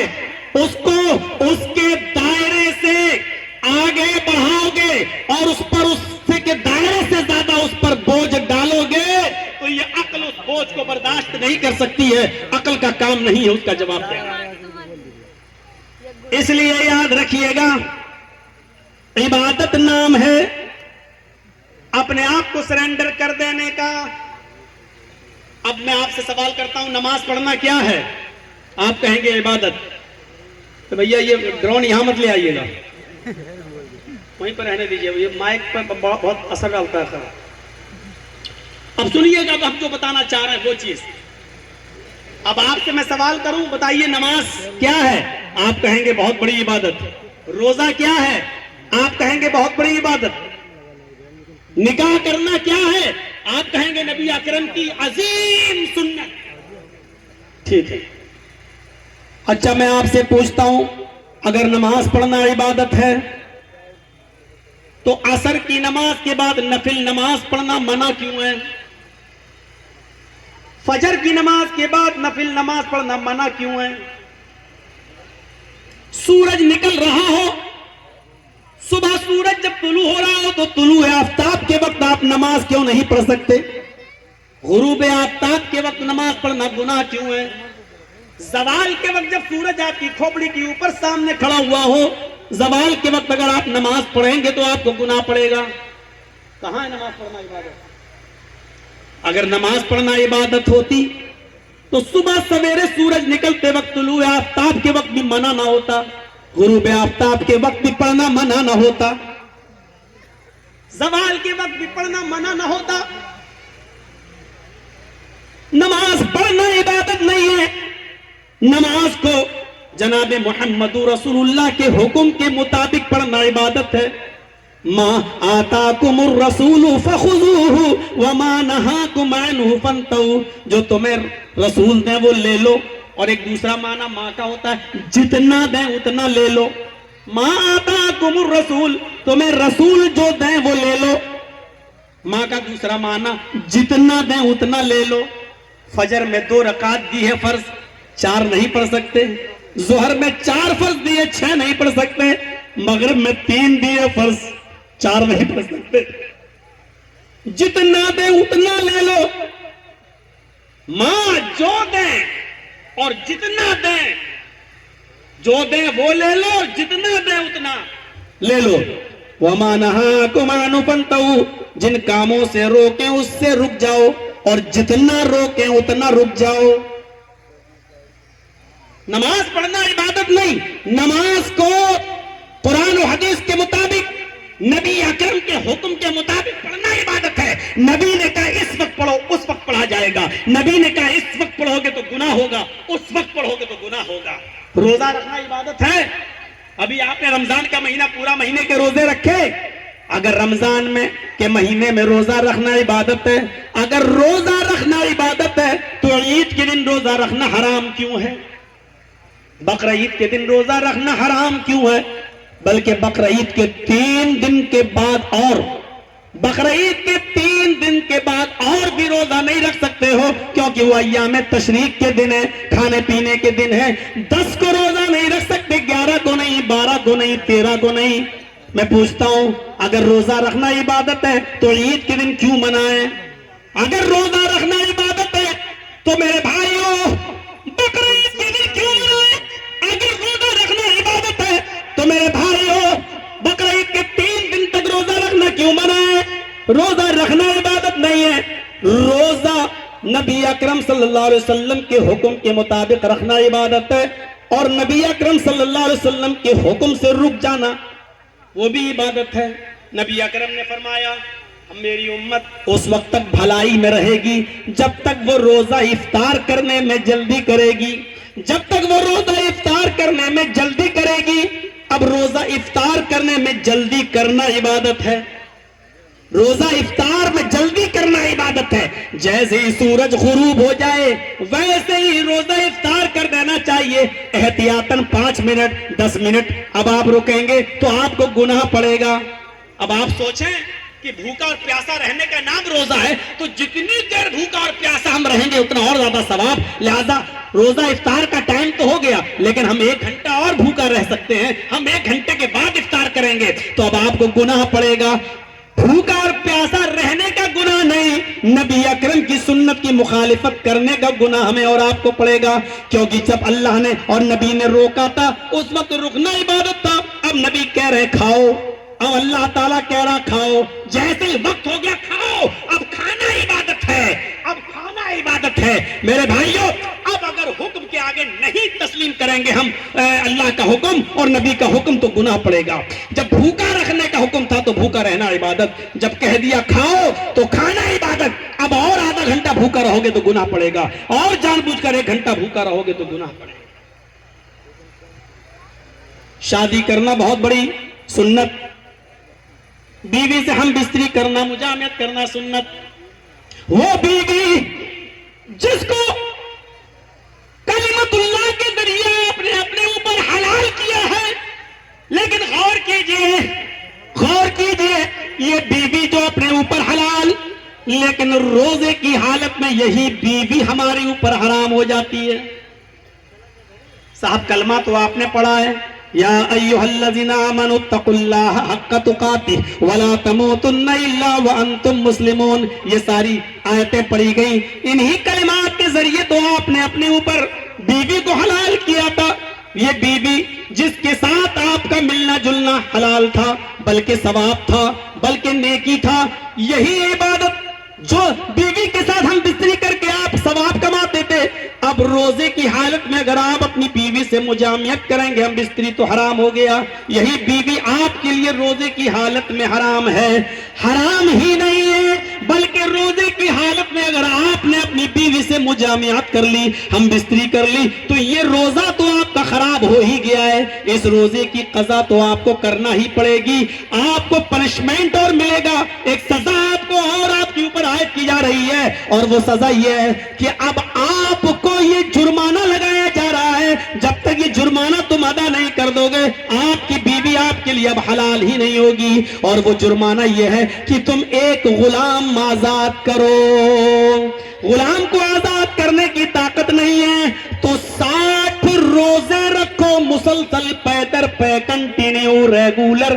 اب آپ کو یہ روزے رکھنا پڑیں گے، آپ کو کنٹینیو ریگولر یہ روزے رکھنا پڑیں گے بلا کسی عذر شرعی کے. ایک روزہ بھی آپ ترک نہیں کر سکتے، ایک روزہ بھی آپ چھوڑ نہیں سکتے. آپ کو یہ روزہ رکھنا ہی پڑے گا. 60 روزے مسلسل پے در پے، اور جب تک 60 روزے پورے نہیں ہو جائیں گے آپ اپنی بیوی سے مل نہیں سکتے. یہ پنشمنٹ ہے، یہ جرمانہ ہے. جو بیوی آپ کے لیے حرام، نبی کے ایک حکم نے اس کو حرام کر دیا ہے. یہی عبادت ہے، یہی شریعت کا تقاضا ہے. جو بیوی جس سے ہم رات میں مل سکتے ہیں، سال کے 11 مہینے بھی ہم مل سکتے ہیں، رمضان کی راتوں میں بھی ہم مجامعت کر سکتے ہیں، صرف روزے کی حالت میں منع ہے. آپ نہیں جا سکتے ہیں. اگر مل لیے تو اس روزے کے ساتھ ساتھ 60 روزے اور مسلسل پیدر پہ رکھنا پڑیں گے. اور 60 روزے رکھنے کی طاقت نہ ہو تو 60 مسکینوں کو کھانا کھلانا پڑے گا. جب تک یہ پینالٹی، یہ جرمانہ آپ دے نہیں دیں گے آپ کی بیوی آپ کے لیے حلال نہیں ہوگی، آپ اس سے مل نہیں سکتے ہیں. شریعت نے جس عورت کو ہمارے لیے حلال کیا ہے، شریعت کا دوسرا حکم اسی عورت کو ہمارے لیے حرام کر رہا ہے. جب حلال تھی تو ملنا عبادت تھا، جب حرام ہو گئی تو اس کو ترک کر دینا، اس سے مجامعت چھوڑ دینا، یہ عبادت ہے. عبادت کا معنی ہی یہ ہے کہ ہم ایسی بندگی کریں اللہ کی کہ اس کے اور اس کے رسول کے ہر حکم کے آگے ہم اپنے آپ کو سرنڈر کر دیں. یہ ہے عبادت، اور اسی عبادت سے ہمیں اور آپ کو لوگوں کو جوڑنا ہے. بیوی سے ہم بستری کرنا عبادت نہیں ہے، اللہ اور اس کے رسول کے حکم کے مطابق کرنا عبادت، اور جب روک دیں تو اس سے رک جانا عبادت. یہ ہے عبادت. ہماری عقل اس لائق نہیں ہے کہ ہم یہ فیصلے لے سکیں، اور ہر انسان کی عقل کو آزاد نہیں چھوڑا جا سکتا. اگر ہر انسان کی عقل کو آزاد چھوڑ دیا جاتا اور یہ کہا جاتا جو تمہاری عقل میں آئے وہ کرو وہ صحیح ہے، کیونکہ عقل اچھے اور برے کی تمیز رکھتی ہے، سوچنے اور سمجھنے کی صلاحیت رکھتی ہے۔ اگر ہر انسان کی عقل صحیح سوچنے اور صحیح سمجھنے کی صلاحیت رکھتی تو پھر جبرائیل امین کے آنے کی ضرورت نہ ہوتی، اللہ پھر نبیوں کو نہ بھیجتا، ہر انسان کی عقل کے مطابق اس کو عمل کرنے کا حکم دے دیتا۔ لیکن نہیں میرے بھائی، عقل کا بھی ایک دائرہ ہے۔ آپ نے کبھی گولڈ مین کی دکان دیکھی ہے؟ سونار کی دکان دیکھی ہوگی؟ آپ کے یہاں بہت سے لوگ سونا بیچتے ہوں گے نا، سونا، گولڈ۔ آپ سونے کی دکان پہ جائیں گے تو دیکھیں گے وہاں ایک چھوٹی سی ترازو رکھی ہوئی ہوتی ہے، ویٹ، سونار اس کے اوپر رکھتا ہے، وزن کرتا ہے، 10 گرام سونا، 20 گرام سونا اس پر رکھتا ہے، وہ کانٹا وہ بتا دیتا ہے کہ اس میں کتنا وزن ہے، یہ 20 گرام، یہ 10 گرام۔ وہ ترازو سونا تولنے کے لیے بنائی گئی ہے، گولڈ آپ نے رکھا، بتا دیا کیا ہے 10 گرام، کیا ہے 20 گرام۔ اب آپ اس پر اپنے نیپال کا کوئی 5-6 کنٹل کی پہاڑی لے آؤ، ایک ٹیلا لے آؤ یا بہت بڑا پتھر اٹھا لاؤ جس کا وزن 500-600 کلو ہو، وہ اٹھا کر اس سونے کو تولنے والی ترازو کے اوپر آپ رکھ دو تو تول دے گا اس کو؟ نہیں تولے گا، بلکہ ترازو ٹوٹ جائے گی۔ اب کیا کوئی یہ کہے گا کہ ارے سالا کیسی ترازو بنا، سونا تول دیتا ہے اتنا قیمتی چیز، پتھر تول ہی نہیں پا رہا، یہ کیسی ترازو ہے، بیکار ہے، یہ کہنے والا بیکار ہے۔ ارے جب وہ بنائی ہی نہیں گئی ہے پتھر تولنے کے لیے تو آپ اس پر 500 کلو کا وزن کیوں ڈال رہے ہیں؟ وہی 10 اور 20 گرام 50 گرام وزن تولنے کے لیے بنائی گئی ہے تو آپ اس پر 500 کلو کا پتھر کیوں رکھ رہے ہیں؟ وہ ٹوٹ جائے گی۔ اسی طریقے سے آپ کی عقل چند چیزوں کے لیے بنائی گئی ہے۔ اب آپ اس سے اتنا بڑا سوال کریں کہ ہر چیز اللہ نے پیدا کی ہے، اللہ کو کس نے پیدا کیا ہے، تو آپ سمجھ لو کہ سونا تولنے والی ترازو پر آپ پہاڑ، ہمالیہ پہاڑ رکھ رہے ہیں۔ آپ کی عقل ٹوٹ جائے گی، ختم ہو جائے گی۔ آپ اپنی عقل سے وہ کام لے رہے ہیں جو عقل اس کے لیے بنائی نہیں گئی ہے۔ ایک عورت کو 4 مرد رکھنے کی اجازت کیوں نہیں دی؟ میرے بھائیو، آپ اپنی عقل سے وہ سوال کر رہے ہیں جس کے لیے عقل آپ کی بنائی نہیں گئی ہے، بنائی نہیں گئی ہے۔ اسی لیے یاد رکھیے، بس تھوڑا سا ٹائم اور دے دو، مجھے بارش ہو رہی میں دیکھ رہا ہوں، جب یہاں آ رہی ہے تو آپ لوگ بھی دو، بس ایک چیز اور سمجھا دوں آپ کو میرے بھائیو، شریعت نے جس کو حلال کر دیا وہ حلال، ہماری سمجھ میں آئے یا نہ آئے، شریعت نے جس کو حرام کر دیا وہ حرام، ہماری سمجھ میں آئے یا نہ آئے۔ قرآن کہتا ہے انما البیع مثل الربا، بیع و تجارت ربا و سود بیاج کی طرح ہے، لیکن اسلام نے سود اور بیاج کو حرام قرار دیا ہے اور تجارت کو حلال قرار دیا ہے۔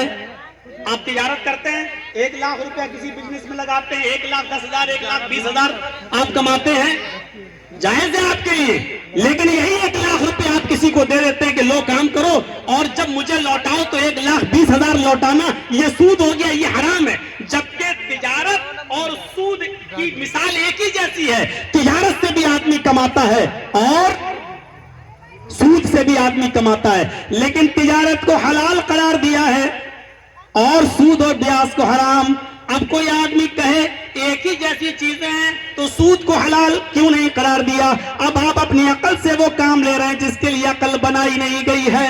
قرآن نے کہا ہے کہ انما الخمر، قرآن نے کہا انما حرم علیکم المیتۃ والدم ولحم الخنزیر، تمہارے اوپر جو بہت سی چیزیں حرام ہیں اس میں خنزیر اور سور کا گوشت بھی حرام ہے۔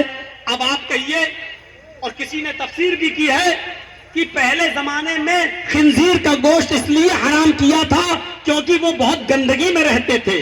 اللہ کے رسول کے زمانے میں جو خنزیر تھے وہ نالیوں میں رہتے تھے اور لیٹرین کھاتے تھے، گندگی کھاتے تھے۔ ان کی غلاظت کو دیکھتے ہوئے اللہ کے رسول نے اور شریعت نے خنزیر کو حرام قرار دیا ہے۔ آج کے اس دور میں خنزیر گندگی نہیں کھا رہے ہیں، ان کے لیے بڑے بڑے فارم ہاؤس بنائے جا رہے ہیں، بڑے بڑے فارم ہاؤس تیار کیے جا رہے ہیں، ان کے لیے بڑا اچھا کھانا فوڈ تیار کیا جا رہا ہے۔ لہذا آج کل وہ وٹامنز اور منرلز کی چیزیں کھا رہے ہیں، لہذا آج جتنی صفائی اور ستھرائی کے ساتھ سوروں کو پالا جا رہا ہے، خنزیر کی پرورش ہو رہی ہے۔ لہذا آج کے اس دور میں اب سور سور کو حلال قرار دیا جائے تو یہ بے عقلی کی بات ہوگی، کیونکہ قرآن نے نفس سور کو حرام قرار دیا ہے۔ اب آپ خنزیر کا گوشت نہیں کھا سکتے، چاہے پہلے زمانے میں وہ گندگی کھاتے ہو اس لیے حرام کیا تھا، اور آج وہ بڑی اچھی چیزیں کھا رہے ہیں، کوئی گندگی نہیں کھا رہا ہے، پھر بھی وہ حرام ہی رہے گا، اس لیے کہ شریعت نے اس کو حرام قرار دیا ہے۔ میرے بھائیوں، اپنی عقل کو مت دوڑاؤ، جو شریعت نے جس کو حرام قرار دیا وہ حرام ہی رہے گا، شریعت نے جس کو حلال کیا وہ حلال رہے گا۔ آپ کو یاد ہوگا محمد رفیع، یہ بہت بڑا اپنا گلوکار گزرا ہے انڈیا کا، ہندوستان کا بہت اچھا گائیکار۔ ایک مرتبہ یہ حج کرنے کے لیے گیا، تو حج کرنے کے بعد مکے میں حج کرنے کے بعد پھر یہ مدینہ گئے، تو راستے میں کہیں بس رکی، یہ کھانا وانا کھانے کے لیے یہ لوگ رکے، تو وہاں عرب کے کچھ دیہاتیوں کو دیکھا محمد رفیع نے، عرب کے کچھ دیہاتیوں کو دیکھا کہ وہ ڈھول بجا رہے ہیں اور گانا گا رہے ہیں، لیکن بڑا بھدا گانا گا رہے ہیں، نہ آواز، نہ لے، نہ راگ، نہ ڈھول بجانا، نہ دف بجا پا رہے، کچھ نہیں، بہت بھونڈا گانا گا رہے ہیں، ان کی آواز میں چاشتی نہیں، لطافت نہیں۔ تو محمد علی نے کیا کہا تھا ان عرب کے ان دیہاتیوں کو کا گانا سن کر، آج میری سمجھ میں آیا ہے اللہ کے رسول نے کیوں گانا حرام قرار دیا ہے۔ ان عرب کے دیہاتیوں کا گانا سنا تھا اس لیے حرام قرار دیا، ان کی بھونڈی آواز میں گانا سنا اس لیے حرام قرار دیا۔ اگر آج اللہ کے رسول زندہ ہوتے اور ہمارا گانا سنتے تو کبھی حرام قرار نہیں دیتے، کیونکہ ہماری آواز بڑی سریلی ہے۔ تو میرے بھائیوں، لوگ اپنی عقل سے کسی کو جائز بھی کر لیتے ہیں اور کسی کو ناجائز بھی کر لیتے ہیں۔ اگر آپ اپنی عقل کا استعمال کرنا چاہیں تو آپ دیکھیے، آج سے 800-900 سال پہلے ایک فرقہ اٹھا تھا جس کا نام تھا باطنیہ، جس کو کرامتا بھی کہا جاتا ہے، کرامتا، اور جس کا ایک بہت بڑا لیڈر جس کا نام تھا عبید اللہ ابن حسن قیروانی نے اپنی ایک کتاب کے اندر لکھا ہے، دیکھیے عقل کا کیسے ناجائز استعمال کیا۔ اس نے لکھا ہے کہ یہ کتنی بڑی بے عقلی کی بات ہے، یہ کتنی بڑی بدعقلی کی بات ہے کہ لوگ اپنی بہن سے نکاح نہ کریں اور دوسرے کی بہن بیٹی کے ساتھ نکاح کر لیں، جبکہ بہن اپنے بھائی کے مزاج کو جانتی ہے، اس کے مزاج سے واقف ہے، وہ جانتی ہے میرے بھائی کا غصہ کب آتا ہے، وہ جانتی ہے کہ میرے بھائی کا غصہ کیسے دور ہوتا ہے۔ ایک بہن اپنے بھائی کے مزاج سے اچھی طرح واقف ہے، وہ خوبصورت بھی ہے، وہ حسین ہے اور جمیل بھی ہے، لیکن یہ کتنی بڑی بدعقلی کی بات ہے کہ ایک بھائی اپنی خوبصورت بہن کو اور ہم مزاج بہن کو چھوڑ کر دوسرے کی بہن سے شادی کر لیتا ہے اور اپنی بہن کو کسی دوسرے کے حوالے کر دیتا ہے۔ جبکہ پھر آگے لکھتا ہے، جب ہماری بہن ہمارے لیے کھانا بنا سکتی ہے، ہمارا پریشانی میں سر دبا سکتی ہے، ہمارے لیے بستر بچھا سکتی ہے، ہمیں دوا کھلا سکتی ہے، ہمارا مجبوری اور پریشانیوں میں ہمارا خیال رکھ سکتی ہے، تو پھر شادی کر کے اس کے ساتھ جنسی تسکین اور جنسی لذت حاصل کیوں نہیں کی جا سکتی ہے؟ اور آگے وہ لکھتا ہے، یہ کتنی بڑی بے وقوفی کی بات ہے کہ اپنی حسین و جمیل اور خوبصورت سرمایہ کو اور حسین و جمیل بہن کو کسی دوسرے کے حوالے کر دو اور دوسرے کا کباڑ کھانا اٹھا کر اپنے گھر پہ لے۔ یہ اسی عقل کا ناجائز فائدہ ہوا۔ اور میں پوچھنا چاہتا ہوں آپ سے، آپ لاکھ کہیے کہ سماج اجازت نہیں دیتا، یہ اجازت نہیں دیتا، وہ اجازت نہیں، یہ سب کہنے والی بات ہے، لیکن مجھے یہ بتائیے کہ عقل کے طور پر اس نے کون سی غلط بات کہی تھی؟ اگر عقل ہی کو آپ دخل دیں گے اور ہر چیز عقل سے سوچیں گے تو آپ بتائیے عقلی طور پر اس میں کیا برائی ہے کہ میں اپنی خوبصورت بہن کو کسی ایسے انسان کے حوالے کر دوں کہ جس کی زندگی سے ہم واقف نہیں ہے، جس کے غصے گرمی سے ہم واقف نہیں ہے، جس کی رازدارانہ زندگی سے ہم واقف نہیں ہے، ہم اپنی بہن کو اس کے حوالے کر دیں اور دوسرے کی بہن کو ہم لے آئیں جس سے ہم واقف نہیں ہیں۔ آپ بتائیے عقلی طور پر عقل کیا کہتی ہے؟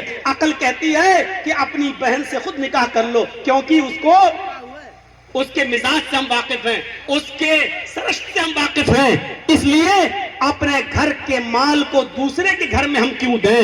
عقل تو یہی کہتی ہے۔ شریعت ایک الگ چیز ہے۔ میں کہنا چاہتا ہوں میرے بھائیوں، جہاں عقل کام کرنا بند کر دیتی ہے وہاں پھر وحی الہی کی ضرورت پڑتی ہے۔ اب ہماری عقل تو کہہ رہی ہے کہ بہن اور بیٹی کے ساتھ نکاح کرنے میں کوئی برائی نہیں ہے، لیکن ہماری عقل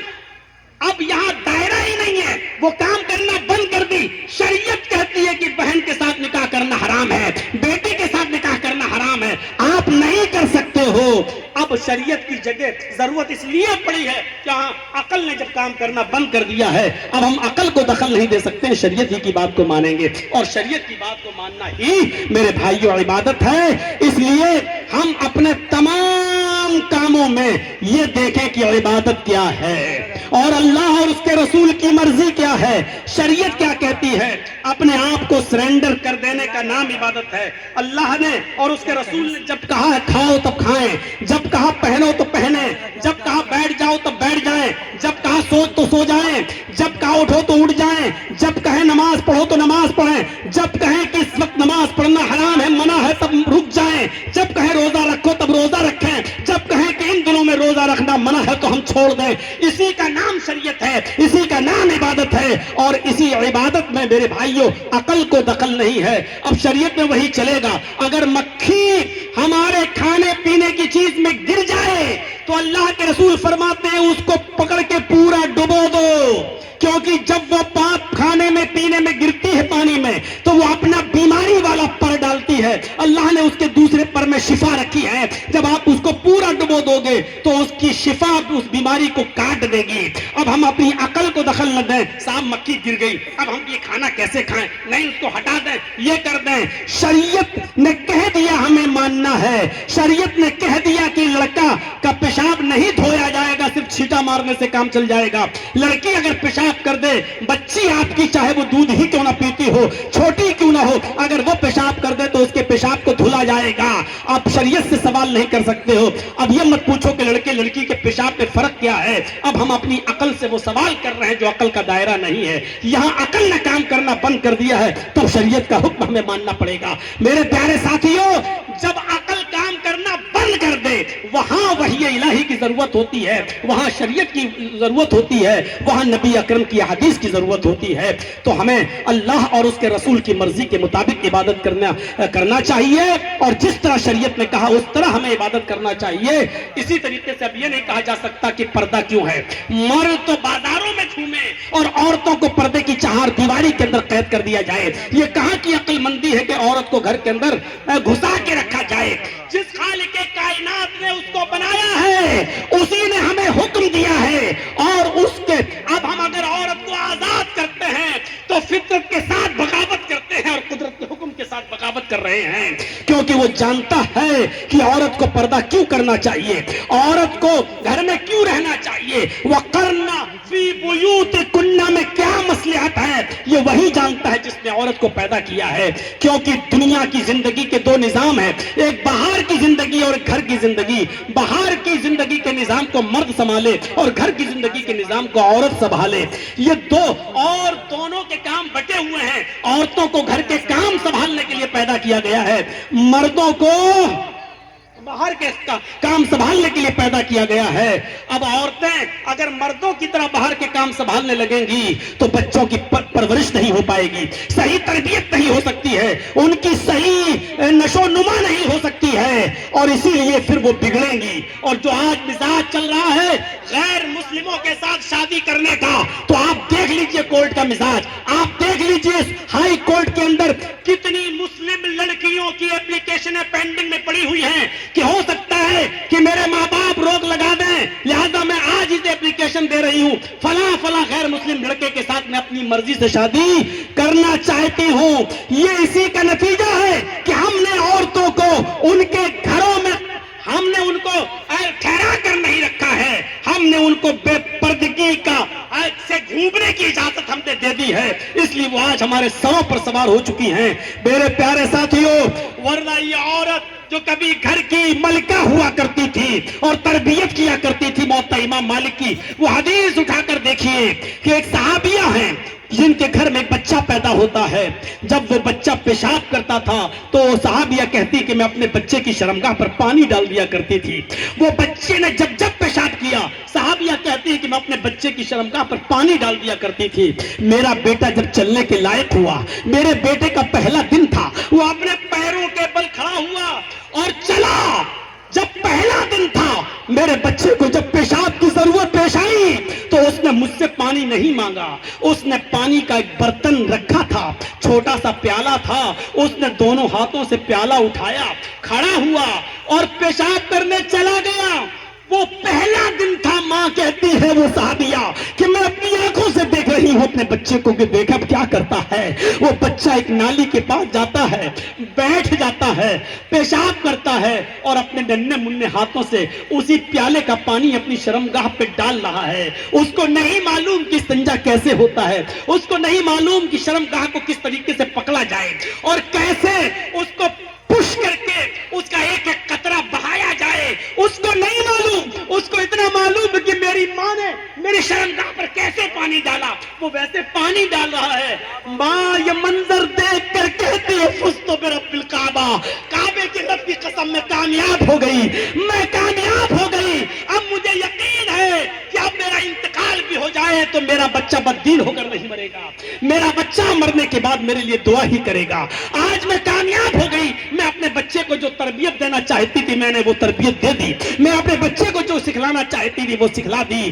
آج کی مائیں غور کریں، اس جلسے میں جو عورتیں آئی ہیں وہ غور کریں، اپنے 5-5 اور 6-6 سال کے بچوں کی بھی پینٹ کی چین کھول کر کھڑے ہو کر اپنی آنکھوں کے سامنے پیشاب کرواتی ہیں، وہ غور کریں۔ اور وہ مائیں بھی غور کریں کہ جن کے بچے MBBS کرنے کے بعد، MBA کرنے کے بعد، MD کرنے کے بعد، MS کرنے کے بعد، M.Tech اور B.Tech کرنے کے بعد بھی آج جب وہ پینٹ کی چین کھول کر گدھے اور کتے کی طرح کھڑے ہو کر جب وہ پیشاب کرتے ہیں تو وہ مائیں غور کریں کہ انہوں نے اپنے بچوں کو کیا پڑھایا۔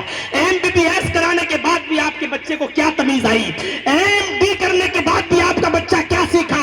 وہ مائیں غور کریں کہ M.Tech اور B.Tech کرنے کے بعد بھی آپ کے بچے کو وہ تربیت نہیں ملی جو یہ صحابیہ کہہ رہی ہے کہ اللہ کی قسم میں کامیاب ہو گئی، آج میں کامیاب ہو گئی۔ میں جو سکھانا چاہتی تھی وہ میں نے اپنے بچے کو سکھا دیا۔ Mother's laps first college for children, ماں کی گود یہ بچے کا پہلا مدرسہ، پہلا تربیت گاہ ہوتا ہے۔ ماں کی گود سے جو بچہ سیکھے گا وہ آخری عمر تک سیکھے گا، اور ماں کی گود سے جو بچہ نہیں سیکھ سکا وہ میرے بھائیوں بڑے ہو کر بھی کتوں کی طرح پیشاب کرے گا۔ بلکہ کتوں میں تو پھر بھی تھوڑی سی تمیز ہوتی ہے کہ وہ پیشاب کرتا ہے تو ایک پیر اٹھا لیتا ہے تاکہ چھینٹے نہ آئیں۔ ہم کتوں سے بھی بری طرح پیشاب کرتے ہیں کہ دونوں پیروں کو زمین پر رکھ کر ایسی جگہ پر پیشاب کی دھار مارتے ہیں کہ اپنے کپڑوں پر اس کی چھینٹیں آتی ہیں۔ ہم کتوں سے بھی زیادہ گر چکے ہیں، ان سے بھی زیادہ گئے ہو چکے ہیں۔ اتنا پڑھنے اور لکھنے کے بعد بھی ہمیں اتنی تمیز نہیں آتی ہے۔ یہ سننا پڑے گا تمہیں، جب بلائے ہو تو سننا پڑے گا، اس کے بعد مت بلائیے گا تو مت سنیے گا، لیکن جب بلائے ہو تو سننا پڑے گا۔ تو میرے پیارے ساتھیوں، یہاں آئے ہو تو کچھ لے کر اٹھو، کچھ لے کر اٹھو۔ دو مائیں ہیں، ایک عبد القادر جیلانی کی ماں جس نے اپنے بچے سے کہا تھا بیٹا حالات کتنے بھی خطرناک ہو جھوٹ کبھی مت بولنا، تو 12 سال کی عمر میں بھی بچے نے ڈاکوؤں کے سامنے جھوٹ نہیں بولا اور کہا ہاں میرے پاس 40 اشرفیاں ہیں جو میرے کرتے کے استر میں سلی ہوئی ہیں۔ ان ڈکیتوں نے پھاڑ کے دیکھا تو کہا اچھا تم نے بتا کیوں دیا؟ کہ میری ماں نے کہا تھا کہ بیٹا حالات کیسے بھی ہو لیکن جھوٹ کبھی مت بولنا۔ وہ اتنی سی بات کا اتنا اثر پڑا کہ سارے ڈکیتوں نے لوٹا ہوا مال واپس کر دیا، توبہ کر لیا، استغفار کیا، اور اس بچے کی بات سے متاثر ہو کر سب کے سب عمل بن گئے اور نیک بن گئے۔ اس ایک بچے کی اتنی سی بات، اپنی ماں، اس کی ماں نے کون سی تربیت دی؟ اور ایک ماں وہ تھی سلطان ڈاکو کی۔ جب سلطان ڈاکو کو تختے دار پہ لٹکایا گیا تو پوچھا آخری تمنا کیا؟ تو کہا کہ میں آخری تمنا یہ ہے کہ میں اپنی ماں کے سامنے مرنا چاہتا ہوں۔ اس کی ماں کو بلایا گیا، پوچھا کہ لو تمہاری ماں آ گئی، ملاقات کر لو، اب کیا چاہتے ہو؟ اس نے کہا کہ اگر میری تمنا پوری کر سکتے ہو تو کرو۔ کہا کیا ہے؟ کہا میں چاہتا ہوں کہ مجھ سے پہلے میری ماں کو پھانسی کے پھندے پہ لٹکایا جائے۔ پوچھا گیا کیوں؟ کہا کہ مجھے اتنا بڑا ڈاکو بنانے کے لیے، اتنا بڑا ڈکیت بنانے میں میری ماں کا کردار ہے۔ جب میں چھوٹا تھا 6 سال کا اور جب میری ماں نے مجھے ایک پیسہ دیا تھا کہ جاؤ ایک انڈا لے آؤ، تو میں دکان پہ گیا اور ایک انڈا لے کے آیا۔ میں نے دکاندار کو پیسہ نہیں دیا اور وہ بھی بھول گیا، اور میں انڈا لے کے آیا، میں نے اپنی ماں کو وہ انڈا دیا اور کہا ماں میں نے دکاندار کو بے وقوف بنا دیا۔ اس نے کہا پیسہ؟ میں نے کہا دے تو دیا لیکن دیا نہیں تھا، اور وہ پیسہ لے کے آیا۔ ماں نے اپنے بچے کو سینے سے لگایا اور پیٹ تھپ تھپائی اور کہا بیٹا چلو یہ ایک پیسہ شام کے کام آ جائے گا۔ اس چوری سے میرے حوصلے بڑھے، پھر میری ماں ہر چوری پر پیٹ تھپ تھپاتی رہی بازار لوٹنے لگا، پھر نہیں مال دیتے تھے تو مرڈر کرنے لگا، بالآخر پکڑا گیا اور قانون کے شکنجے نے ہم کو پھانسی کے پھندے پہ لٹکایا۔ اس پھانسی کے پھندے پہ لٹکانے والی کوئی اور نہیں، میری ماں ہے، لہذا میری ماں کو پھانسی کے پھندے پہ لٹکایا جائے۔ تو ماں تربیت کر دیتی ہے، ماں اچھا اور برا بناتی ہے۔ جو بچہ ماں کی گود سے یہ سب نہیں سیکھ سکا تو معاف کیجئے گا، کوئی یونیورسٹی اور کوئی کالج آپ کے بچوں کو وہ تربیت نہیں دے سکتے جو تربیت ماں کی گود دے سکتی ہے۔ بڑے مبارکباد کے لائق ہیں یہ اسٹاف مدرسے کا مولانا اطہر اور مولانا عبدالحلیم مدنی جیسی شخصیتیں، جنہوں نے آپ کے علاقے میں یہ نسواں قائم کیا ہے، لڑکیوں کا ادارہ قائم کیا ہے۔ اپنی بچیوں کو بھیجیے۔ آج میرے بھائیوں، جو ماحول ہے خاص طور پر ہمارے ملک کا، ہندوستان کا، اس ماحول کی طرف آپ نظر ڈال کے دیکھیے، کچھ بولنے کے لائق نہیں رہا ہے، کچھ بھی کہنے کے لائق نہیں رہا ہے۔ پردے پہ بولو تو وہ بھی ان کو اب دشمنی نظر آتی ہے، حجاب پہ بولو تو ان کو بھی اب قانون کے خلاف بولنا نظر لگتا ہے، اب زبان کھولنا ہی مشکل ہو چکا ہے۔ ایسے ماحول کے اندر اپنی بیٹیوں کو بچانا، انہوں نے صاف طور اور ان کے لوگ اسٹیجوں پر کہہ رہے ہیں، جو ایک مسلمان لڑکی کو اپنے گھر کا بہو بنائے، اپنے گھر کی بہو بنائے گا، اس کو یہ انعام دیا جائے گا، اس کو یہ انعام دیا جائے گا۔ کھل کر وہ آفر پہ آفر دے رہے ہیں، وہ پیار ہے۔ آپ نے اگر آفر دے دیا تو یہ لفظ جہاد کہلایا جائے گا۔ ہم آہ بھی کرتے ہیں تو ہو جاتے ہیں بدنام، وہ قتل بھی کرتے ہیں تو چرچا نہیں ہوتا۔ میرے بھائیوں، بہت سنبھلے ہوئے رہنے کی ضرورت ہے، اور ان دینی اداروں میں اپنی بچیوں کو بھیجیے۔ ان اداروں سے پڑھ کر آپ کی بچیاں نکلیں گی تو آپ کی خدمت کریں گی، آپ کی سیوا کریں گی، اور آپ کے مرنے کے بعد آپ کے لیے رب اغفر لی ولوالدی پڑھیں گی، آپ کی مغفرت کی دعا کریں گی۔ اگر ان مدرسوں سے آپ نے اپنی بچیوں کو عالم اور فاضلہ نہیں بنایا تو یاد رکھیے، آپ اپنی بچیوں سے کوئی امید مت رکھیے، کیونکہ جس ٹائپ کا ماحول فیس بک اور سوشل میڈیا کی دنیا پہ چل رہا ہے، وہ آپ کو معلوم ہو یا نہ ہو، آپ سے زیادہ آپ کے بچے سوشل میڈیا سے واقف ہیں، آپ سے زیادہ موبائل چلانے میں آپ کے بچے ایکٹیو ہیں۔ آپ کی عمر 50 سال ہو چکی ہے، لیکن آپ کو فون ریسیو کیسے کیا جائے اس کے علاوہ کچھ نہیں آتا ہے۔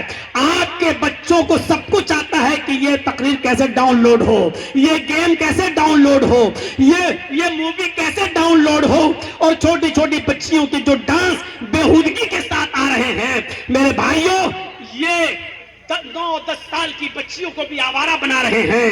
یہ سسٹم ایسا ہو چکا ہے، اب کورس بھی ایسا داخل ہو گیا ہے کہ جہاں C4 کنڈوم پڑھایا جانے لگے، اور ہمارے کورس میں C4 کیگ چھوڑ دیا جائے اور C4 کنڈوم آ جائے تو سوچ لو کہ ہماری جنریشن کو کہاں لے جانے کی تیاری ہو رہی ہے، ہماری پاپولیشن کو کہاں لے جانے کی تیاری ہو رہی ہے، اور ہمارے چھوٹے چھوٹے بچوں کی ذہنیت میں کیا گھسانے کی تیاری ہو رہی ہے۔ اب دینی مدارس کے علاوہ آپ کے بچوں کی اصلاح کہیں نہیں ہو سکتی ہے۔ خدا را، میں دامن پھیلا کر بھیک مانگتا ہوں آپ کے سامنے، ان مدارس اسلامیہ کی حفاظت کیجیے، اپنے بچوں کو ان مدارس اسلامیہ میں پڑھائیے، اپنے بچوں کو، لڑکیوں کو اور اپنی بچیوں کو ان مدارس اسلامیہ میں بھیجیے، اور ان کو دین کا شہسوار بنائیے۔ اب یہ دین کی حفاظت کرنا بڑا مشکل ہو چکا ہے۔ میرے پیارے ساتھیوں، آپ دیکھ لو کہ ہم جیل میں گئے تو میڈیا نے کیا اچھالا، ہم جیل میں جس دھارا میں گئے وہ تو بیان نہیں ہو رہا ہے، لیکن میڈیا نے دکھایا یہ زہریلا مولوی، یہ بنگالی مولوی، یہ ممتا کا مولوی، یہ زہر اگلنے والا مولوی۔ اور غور کرو، اگر ہم نے زہر ہی اگلا تو پورے ہندوستان میں ہمارے اوپر کیس کیوں نہیں ہے؟ ہائی کورٹ نے مجھے اسی بات پر ضمانت دی کہ جب تم کہہ رہے ہو کہ اتنا برا ہے دنگے و فساد، تو پورے ہندوستان میں اس کے اوپر مقدمہ کیوں نہیں ہے؟ جب یہ اتنا ہی خلاف بولتا ہے تو کہیں FIR کیوں نہیں ہے؟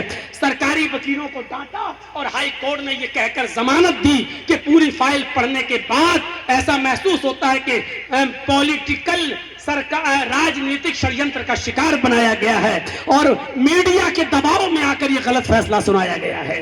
میرے بھائیوں، آج بھی ہمارے ملک ہندوستان میں انصاف زندہ ہے۔ اگر ایک کورٹ سے انصاف نہیں ملتا تو دوسری کورٹ میں کچھ دیر ضرور لگتی ہے، لیکن انصاف ملتا ہے۔ تو آپ اپنے بچوں کو دینی اداروں میں بھیجیے۔ یہی چند باتیں مجھے آپ کے سامنے رکھنا تھی۔ بہت تھکا ہوا تھا، بالکل گیا تھا تھوڑی دیر، چلو کمر سیدھی کر لوں، ابھی میں لیٹا ہی تھا کہ فوراً خبر آ گئی کہ بارش ہو رہی چلیے اسٹیج پر.